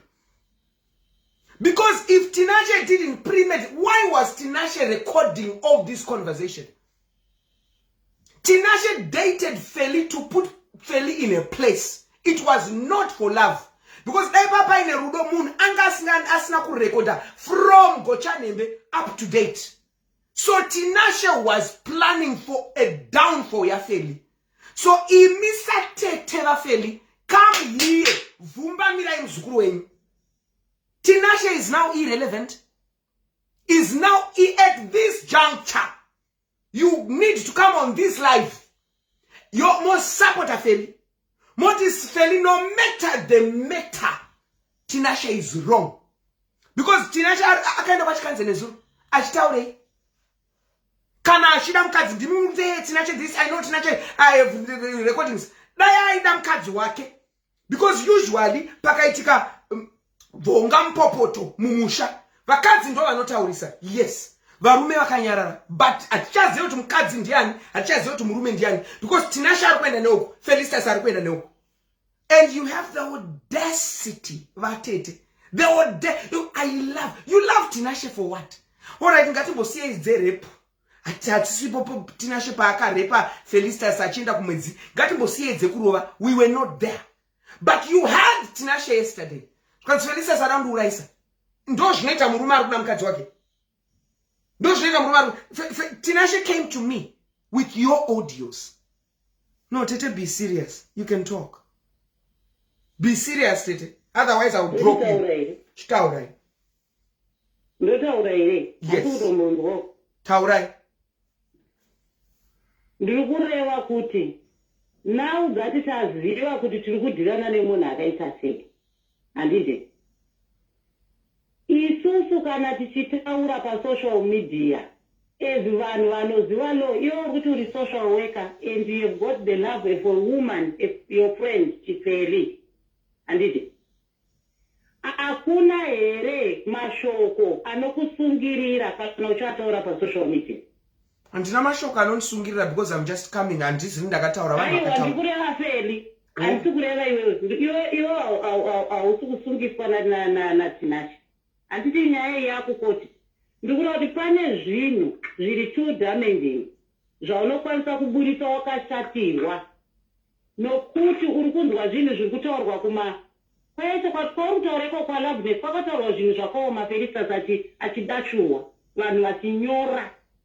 Handiti Felistas anochizoenda manje paonline ochitanga manje to retaliate kuti ndiri kurwadziswa because ndiri kutukiswa nemukomana nemurume uyu. But on saying those words achabuda mulaini achitaura zvinhu zviri abusive. Handiti abuse haibvumirwe pasocial media, tinoita zvedu but haibvumirwe nokuti vanhu vachanopfesa court. Handiti vanhu vachapfesa court, tiri kutaura tiri vatatu kunokati hauna kundiisa panhingi. Vanhu vachapfesa court. Kana wataura zvauri kutaura ita kuti uzvinyore pasi, regedza kuzvitaura pasocial media, asi tsaga wei yekupinda nayo Tinashe pasocial media isiri yokuti Tinashe akazodai, Tinashe akazodai, uye zvaakadai, iye zvaakadai. Because Tinashe ari kuita zvese zvaari kuita, haasi kuuya achiti Feri munhu akadai, Feri akadai, Feri akadai. Uri kuzinzwa here Tate kana usina kundipa palive? Muri palive Tete, tiri kukunzwai. Because ukataura kuti this man has abused me. Iwe uri kunzwa chokwadi kuti wakaabuse, but wataura social media yese. Then munhu uchienda kucourt, kana aenda kucourt ontaura kuti no, inini handina kudaro, ndakadai. But zita rake raFeri raTinashe radistroyiwa pasocial media. Ndozvandotaura kuti hatina here zvimwe zvinhu zvatinotaura kuback zvatichaenda nazvo kucourt, zvimwe toisa pano pasocial media, zvimwe tozvichengetera kuback. Yes, Tinashe ari kuziva how to talk here because she knows it. Kuti achataura zvazvese, ndiye achataura nyaya yake, ndiye achadai. And by so doing it, unogona kutaura zvino, wotaura zvino tunenge wakashatirwa. Kune maenemies aFeri anenge achimirira chete kunzwa one word. Iye zvinezvi vanhu vakutaura zvokuti muchato uyu wakasponswa naamai Mutsvangwa nekuti paida kupohwa mafarms eTT.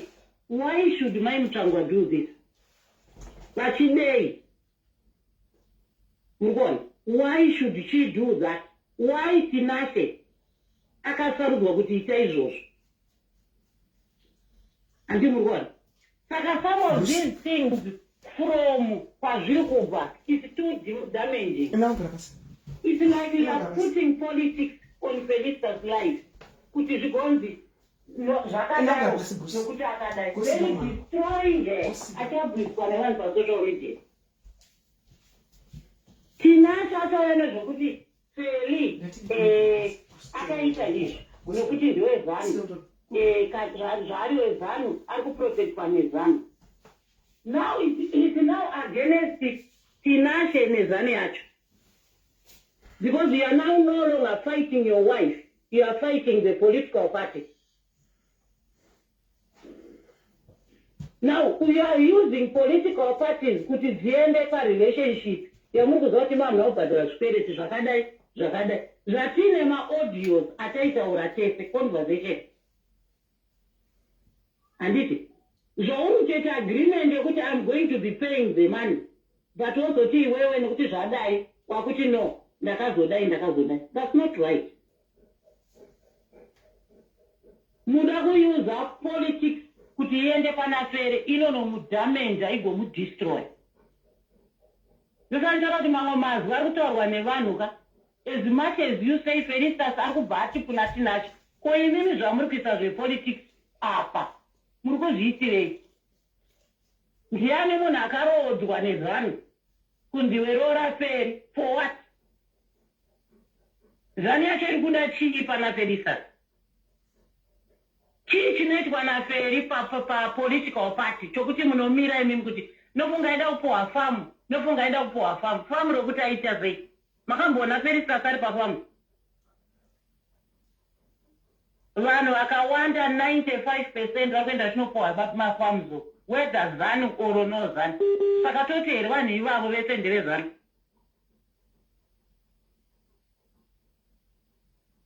handiti, some things that people are saying, they are also damaging.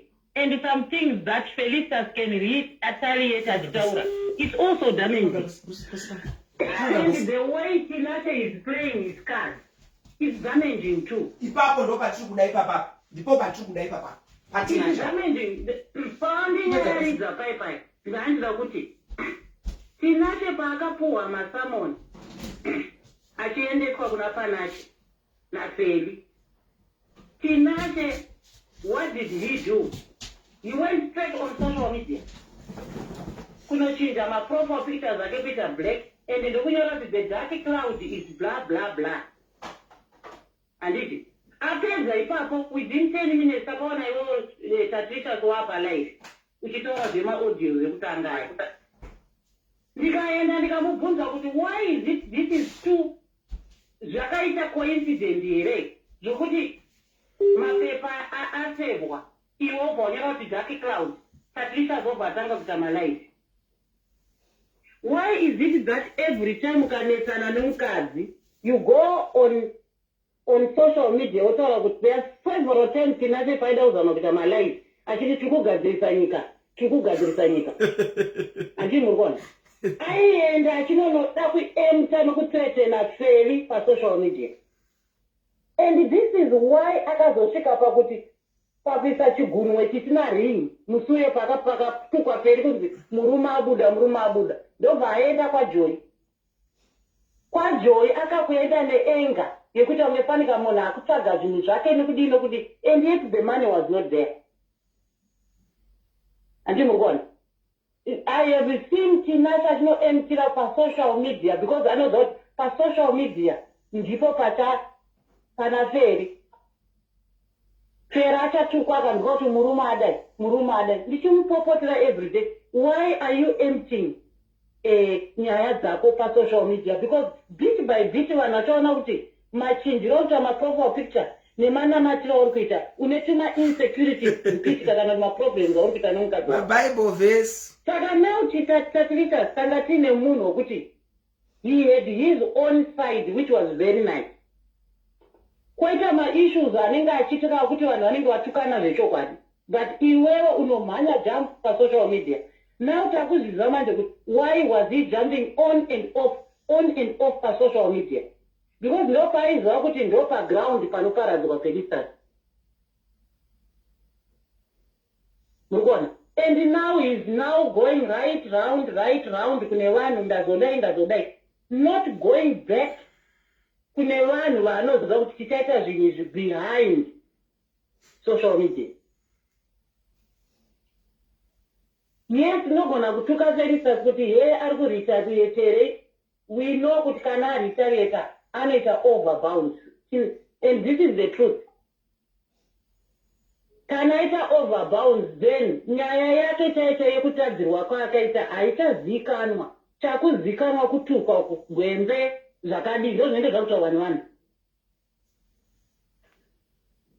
But we are dealing with someone angari in a relationship yangachirekoda. Takuziva kuti taidzirana nemunhu akaita sei. Anditi. Ende tainyengetedza tichilika baba munini aiwa baba munini amungadaro aiwa paatadza Feli aiwa atadza adai tiri kudhirana nemunhu. Murikuona? Hatisi kuziva kuti tiri kudhirana nemunhu ari kurelaya with social media. And he's going to use social media to destroy the wife. Murikuona? Ndakabvira kudhara kuti why are we not dealing with this kubhekuko tabatsirwa nevamwe vanhu kana ini ndisiri that person ari better. Why are you not looking for madzimai makuru akubatsire? No, he didn't like that. Because he knew kuti inini ndichangoramba ndichienda kusocial media nokuti ndo kune base inodestroy Felicitas. And this is what is happening now. Murikuona? Saka mukaona Felicitas akuya kumalive kwenyu muchikuti nhai Felicitas wakazodai wakadai, zivai kuti Felicitas can go over bounds achizotaura zvinhu.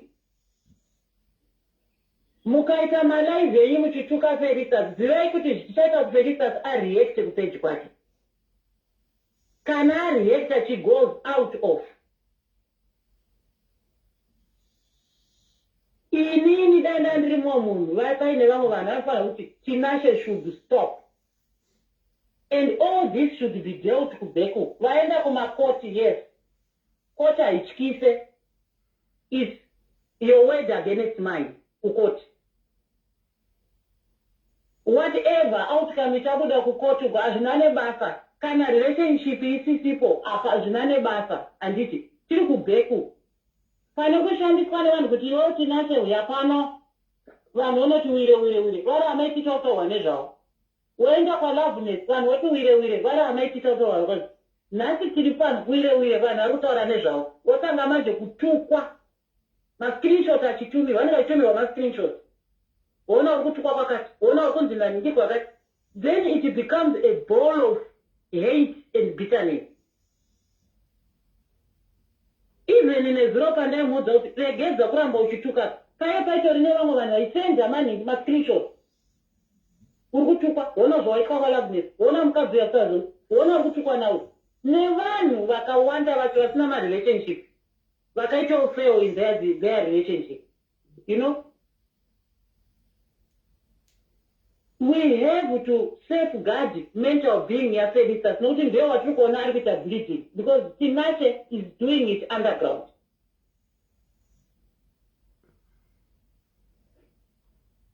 Move on. The way and she negated that Tinashe and able to please stop. But Tinashe andimuri kuzona achakuteerera Tete. Zvekudai Tinashe anga achikuteererai kubvira pandakaita asi kunditeerera but ari kundinzwa. Aachateerere Tinashe. Ari kutondinzwa pandiri kutaura ipapa kuti stop. But kureva kuti he's not stopping. Ukaramba uchienda kwanasindi kuti ina handidi zvokuzopruvwa kuti kudii. Felicitas akashaya murume here to a point kuti anonotsvagirwa murume ne-political party. And why were you dragging yourself in this? Iye Tinashe ndiye nyakutadza, ndiye nyakunotorera Shepherd aidanana naFeli uyu. Tinashe ndiye nyakunotora Feli pana Shepherd. Mhepo iyoyi, mhepo iyi. Asina kuenda pana Shepherd, dai Feli na Shepherd izvo tikutotaura zvimwe zvinhu. Different story. Shepherd yes na Feli vanga vaita makakatano vanga vaita zvanga vaita. Like any relationship, there is no relationship which is perfect. Vanhu vanonetsana, vogadzirisana. Feli akaenda kumba kwaana Tete hanzvadzi dzaShepherd. Achida kugadziriswa nemukomana wake. Tinashe ndokuenda kwaTete vanhu hanzvadzi dzaShepherd kunonyurura Felicitas. Hande. So imimi na Tete anga ari ma-red flags iwawo. Kuti this boy is going to be a bad story. Felicitas anga asingazivi. Ma-America anga ari munyowani ma-America ari kufesawo ma-challenges naShepherd.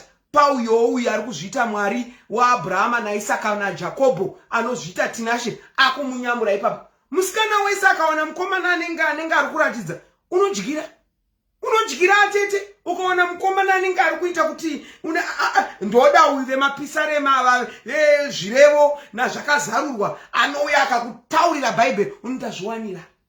So at this juncture inogara yakataurwa nakamuchacha hapasisina zvekuti Tinashe this, because Tinashe dai aikuteererai vaTete dai papasina masamonzi. Tinashe dai aikuteererai vaTete dai akatora makizi kubva kuna Panache akapa Felicitas. Tinashe dai aikuteererai vaTete dai akarega kuenda kuna Simba Chikwe.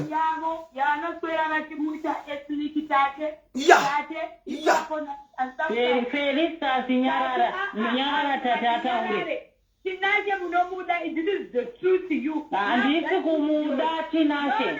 No. Dimakapa Tinashe Mari, but you want to act like it. Yes, like this, like that. Mama every time you want Tinashe. You keep saying that. You can't say the truth. Can you tell people the truth? That Tinashe nakubvunza imari, mukampa mari. Kondinogoramba ndichingotaura nyaya yemari seikona iperi. Ndoramba isora inganda kwaya pano patatita sandina kutaura here tatirita. I'm sick and tired of you You are sick and tired and kuti iwe regedza kuramba uchitaura ma-abusive words. Tell them the truth. That is really not a Tinashe Mari. You keep licking his ass. Is he paying the money? I don't know about Mari. I don't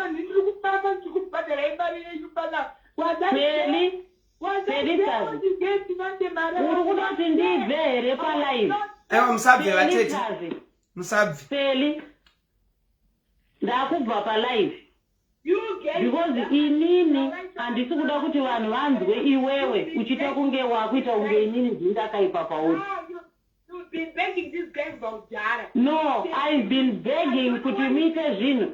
I have been begging kuti mite zvinhu zveizviri pitiful. Now I'm being called a fake person because of this thing. Can you tell the truth? Can you tell the truth that this idiot came out na Maria Kurora? Felicitas, you don't tell him that Patricia's in Bomira because uno reactor me anger.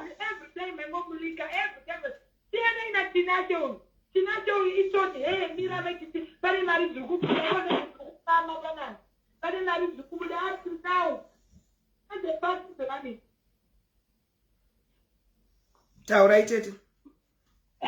As much as you can be angry, uchitaura kuti mimi Tete makadai, unoendwa futi kusocial media uskonzi, uri kutuka Tete wako.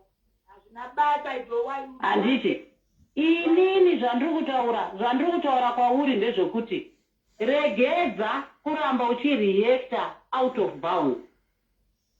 I don't care. Handiti, wakaramba uchidaro unonoza plot of what you want to say.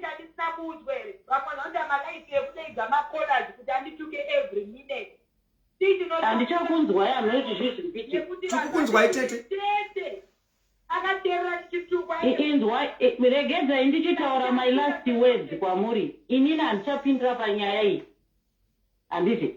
Aiwa imi mamu Tete Tete imi mukufana uramba muripo kuti mupiwe mari yenyu. What I was thinking was and you know it. Yes, auchamuda but ngatizvitirei kuback. I'm not stupid. Peli tikafamba tichitaura kuti murume uyu aiva achita gwembe. Murumoi aita zokuti atina kwatiri kusvika. It's not gonna change and it's not gonna change and Mude. It's not gonna change. You don't have them both. You can just calm down someone. I'm going to yes. You're coming down someone. I'm going to do that. Yeah, would you think it's gonna come back to you? Felicitas, Feli, ndikaregedza kudaro. Tinashe acharamba chenda mumaplatform achikurwadzisa. Achienda mumaplatform achikurwadzisa. Achifamba mumaplatform achikurwadzisa. Haachagona kufunga kuti let me do this at the back. It doesn't matter. Ndikaregedza kudaro inini ndichaona uchingoramba uchitukwa Tete musocial media. I've been on social media for 10 years. Kutukwa Tete pamusoro ndakapinda.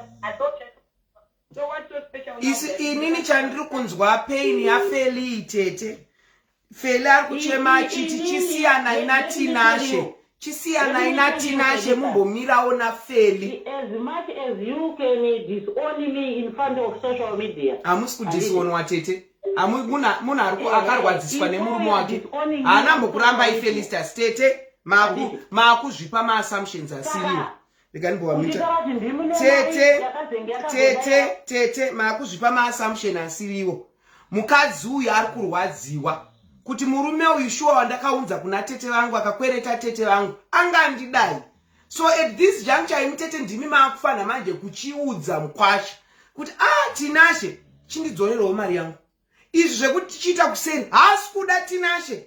Ukaona murume akuita that kuti anoenda kuna socialite kuna Simba Chikanza kuti anotaura nhuna dzake akubypassa Tete. That is called a bypass in English. You have been bypassed nemkwasha zukuru wenyu. Saka asisine ende musafoseredze vatete.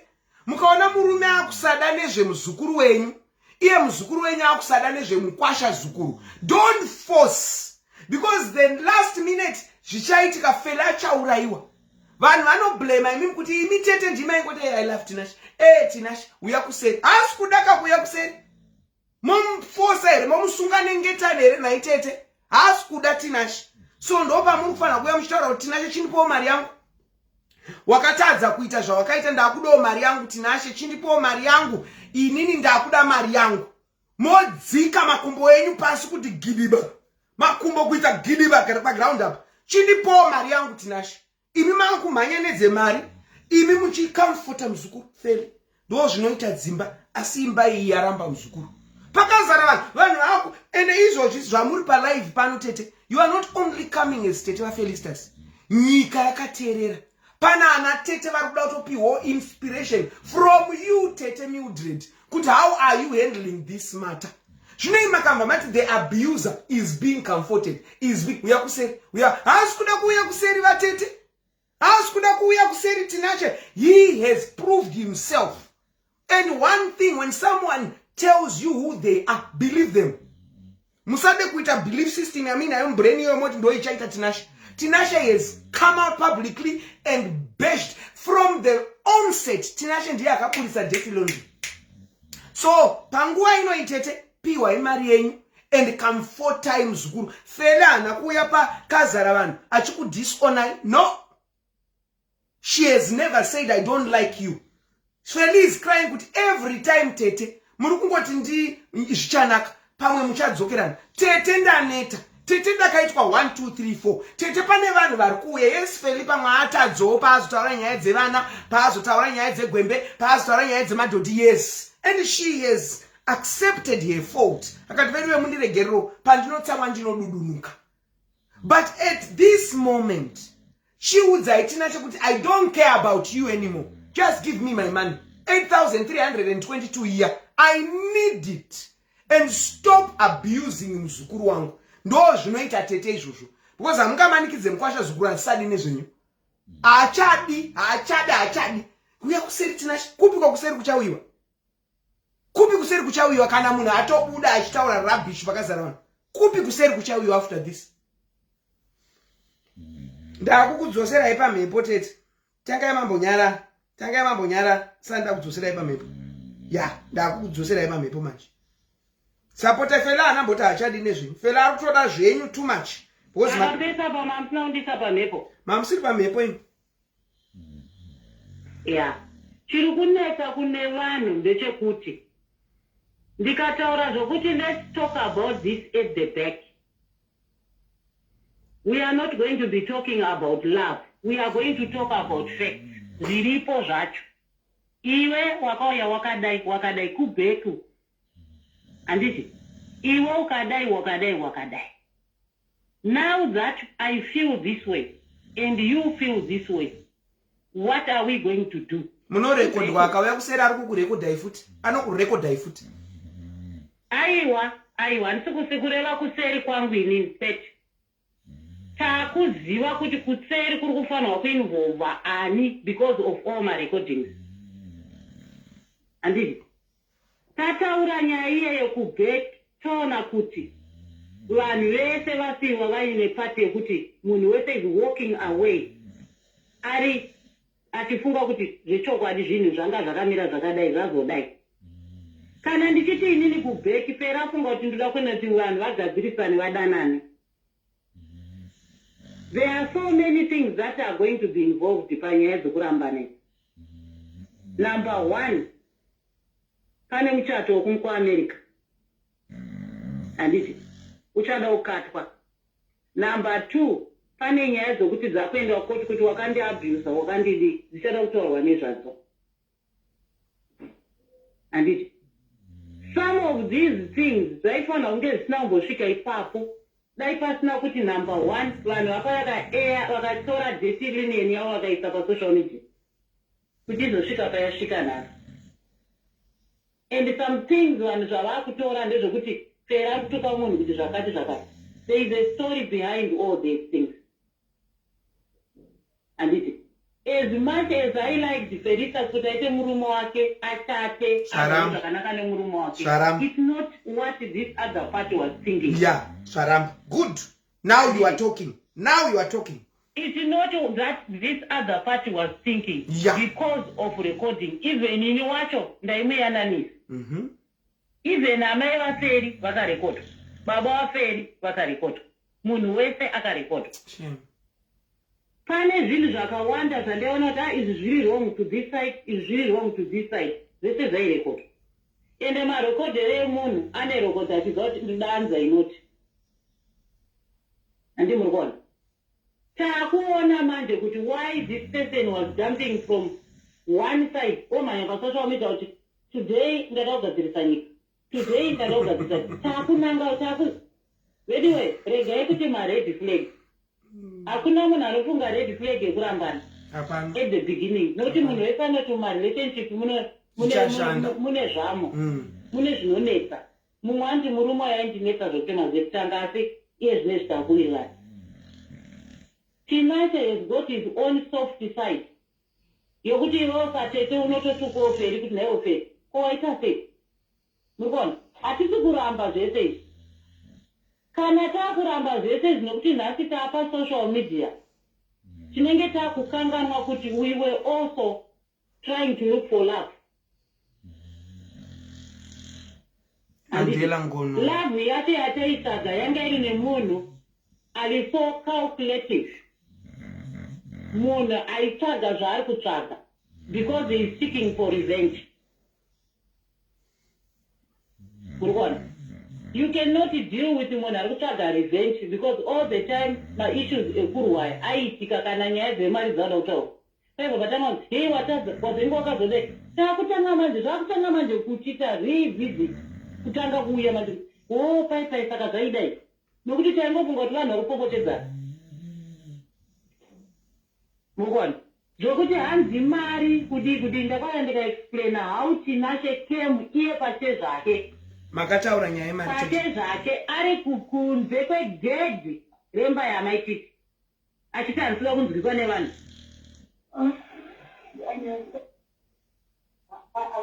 Handisi kuda kunzwiswa nevanhu Tete ndibatsirei. Asi zvokuti ndiri kunyepa izvi. Tikataurirana, tikapedza kutaurirana, akazouyazve kwandiri achitaura kuti zvanzi mungadai maita mari iri muzita rangu. Ndikati ko why? Handizivi kuti aida kufunga kuti ase manje izvezvo unenge wakufunga kuti ndosaka pai akati zvakati. Nai ndosaka pai aiti zvakati. Saka muteyi wandakataura naye akati zvakati. Because zvinhu zvakuchitanga manje kuita opposite from what we were thinking. Zvokuti zvanzi kutukana kudi yes vaita maproblems vaitukana vaidi. But tanga tisingasvike palevel yekuti zvinhu zvakadai zvichanzi murume aisira zvinhu mukadzi pasocial media because mukadzi atauda makii. Ipo kuchiregai nyaya yemakii was very simple. Chiregai kudzokera kumashure. Takaitaura nyaya yemakeys kufirst live Tete nda kuzoita kuti tichirepa up live because da kubuda nemboka. Pandakaita live paper enda ndisina imboka saka taigona kuita mpati ndambobudana na Bruce. Saka ndakuda kuti muchita rap up. Zvandoda kuti muite rap up pana pandoda kuti muchipo advice kuna ana Tete vakateerera this life.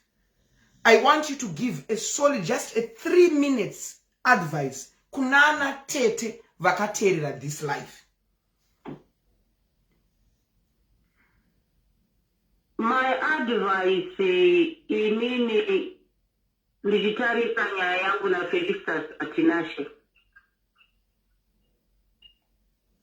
I think some of the things we overlooked them because we didn't know kuti tiri kuenda kupi. Takaida isusu, we were looking for love. And this is.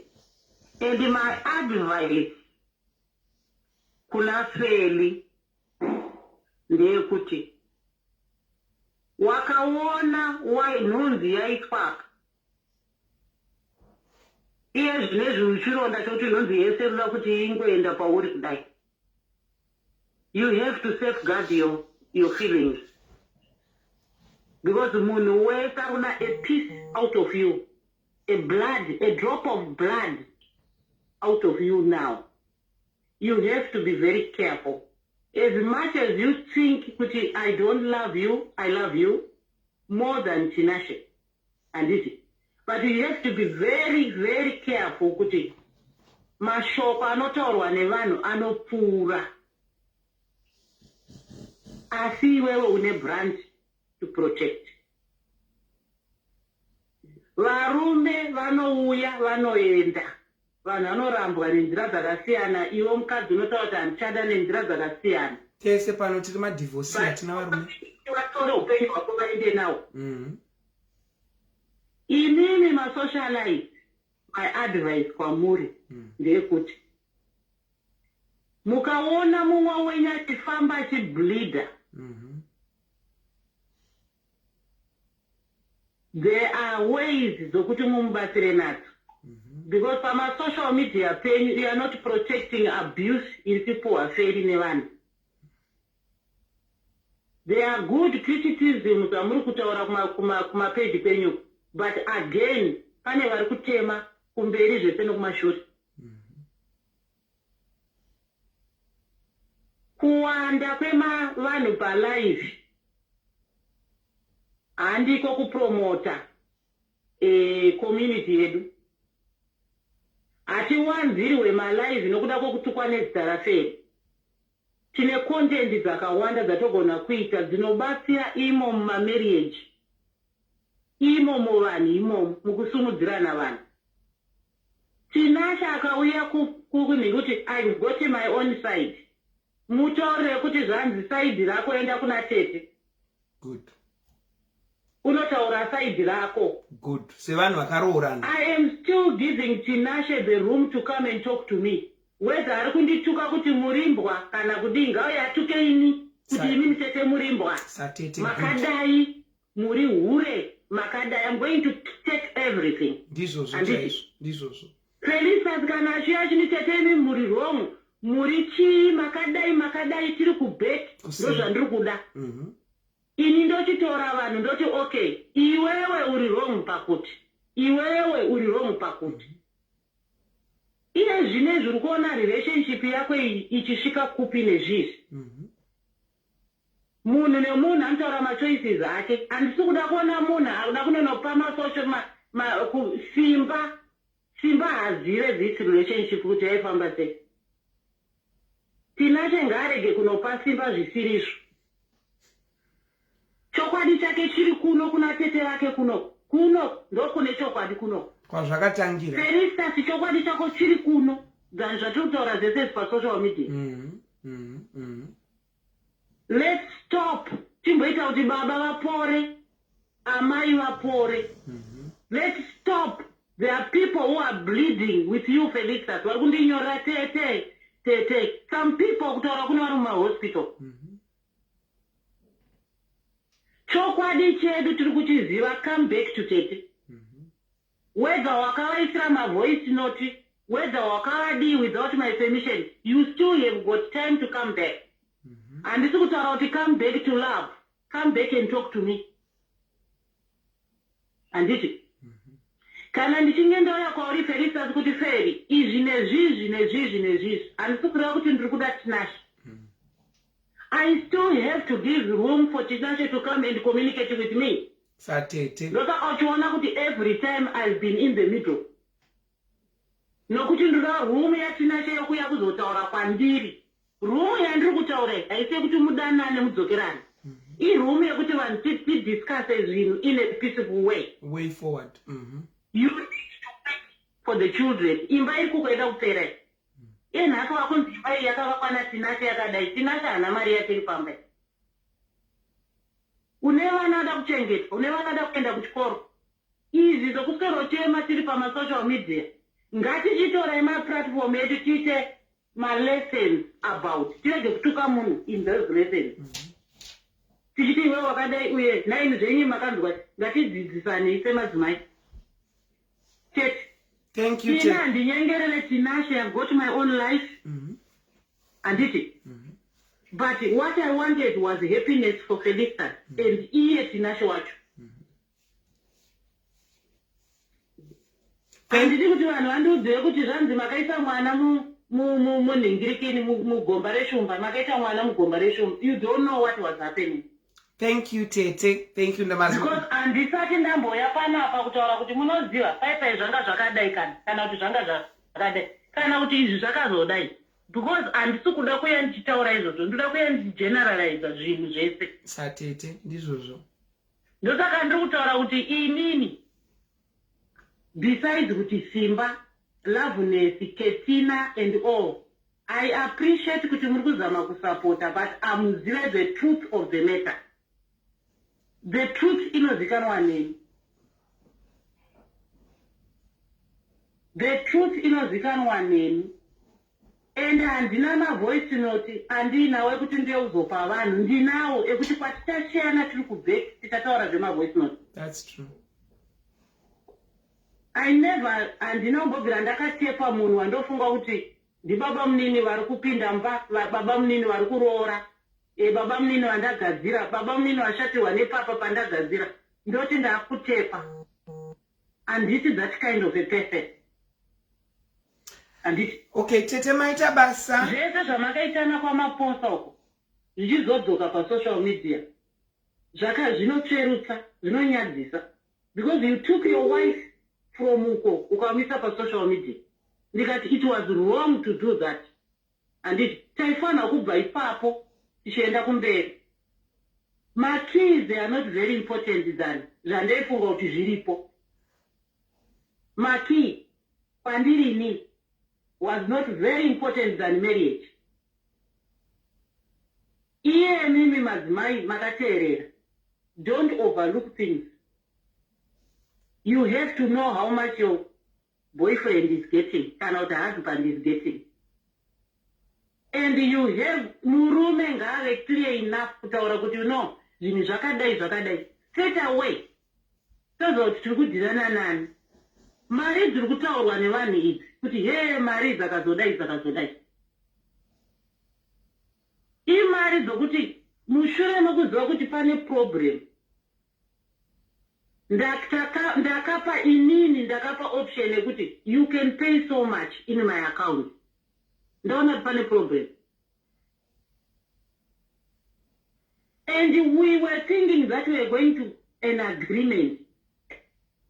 Ndobva pauya nyaya dzemaki. Dai Felicitas akapuwa maki. Ndaida kuona Felicitas achizvipunzira marriage yake nekutengesa zvinhu. Nokuti ndandamudza kuti Felicitas, you don't sell anything. Iwe mira semukadzi womunhu. Utaura kuti maki ndaanawo, ndamirirawo kuya. Felicitas akati yes, iye Tinashe akaramba. Akati ndini ndoda kuya ndozoita zvemaki. Tichiramba Felicitas achingofunga kuti there is something which is going to happen. Ndozvaita kuti vanhu vapinde pavapinda. Maita basa tisichirega tikubatirei ipapo. Of what was happening. Stop using ZANU-PF on Felicitas. Stop. Vana Bruce vanozoitira weti mumbatete. Stop using politics on this. Hanzi Mira kuuza politics iwe Tinashe. Vatete vakudemba newe michirasha nungu chikandamina wamambo. Mirai kumbotaura zvinhu zvepolitics. Chimbotangai magadzirisa nyaya dzemumba zvikwereti. Kana muchigona muchida kudivhosa in peace. Noda kureita zvinoizidzi. Felicitas, now iwewe chipo advice kune vanhu vanopinda murudo ava, sezvo iwewe wane experience nevanhu vakasiyana. What do you want to say kune someone who wants to get involved in love, arikuda kupinda nemoyo? What do you want to say?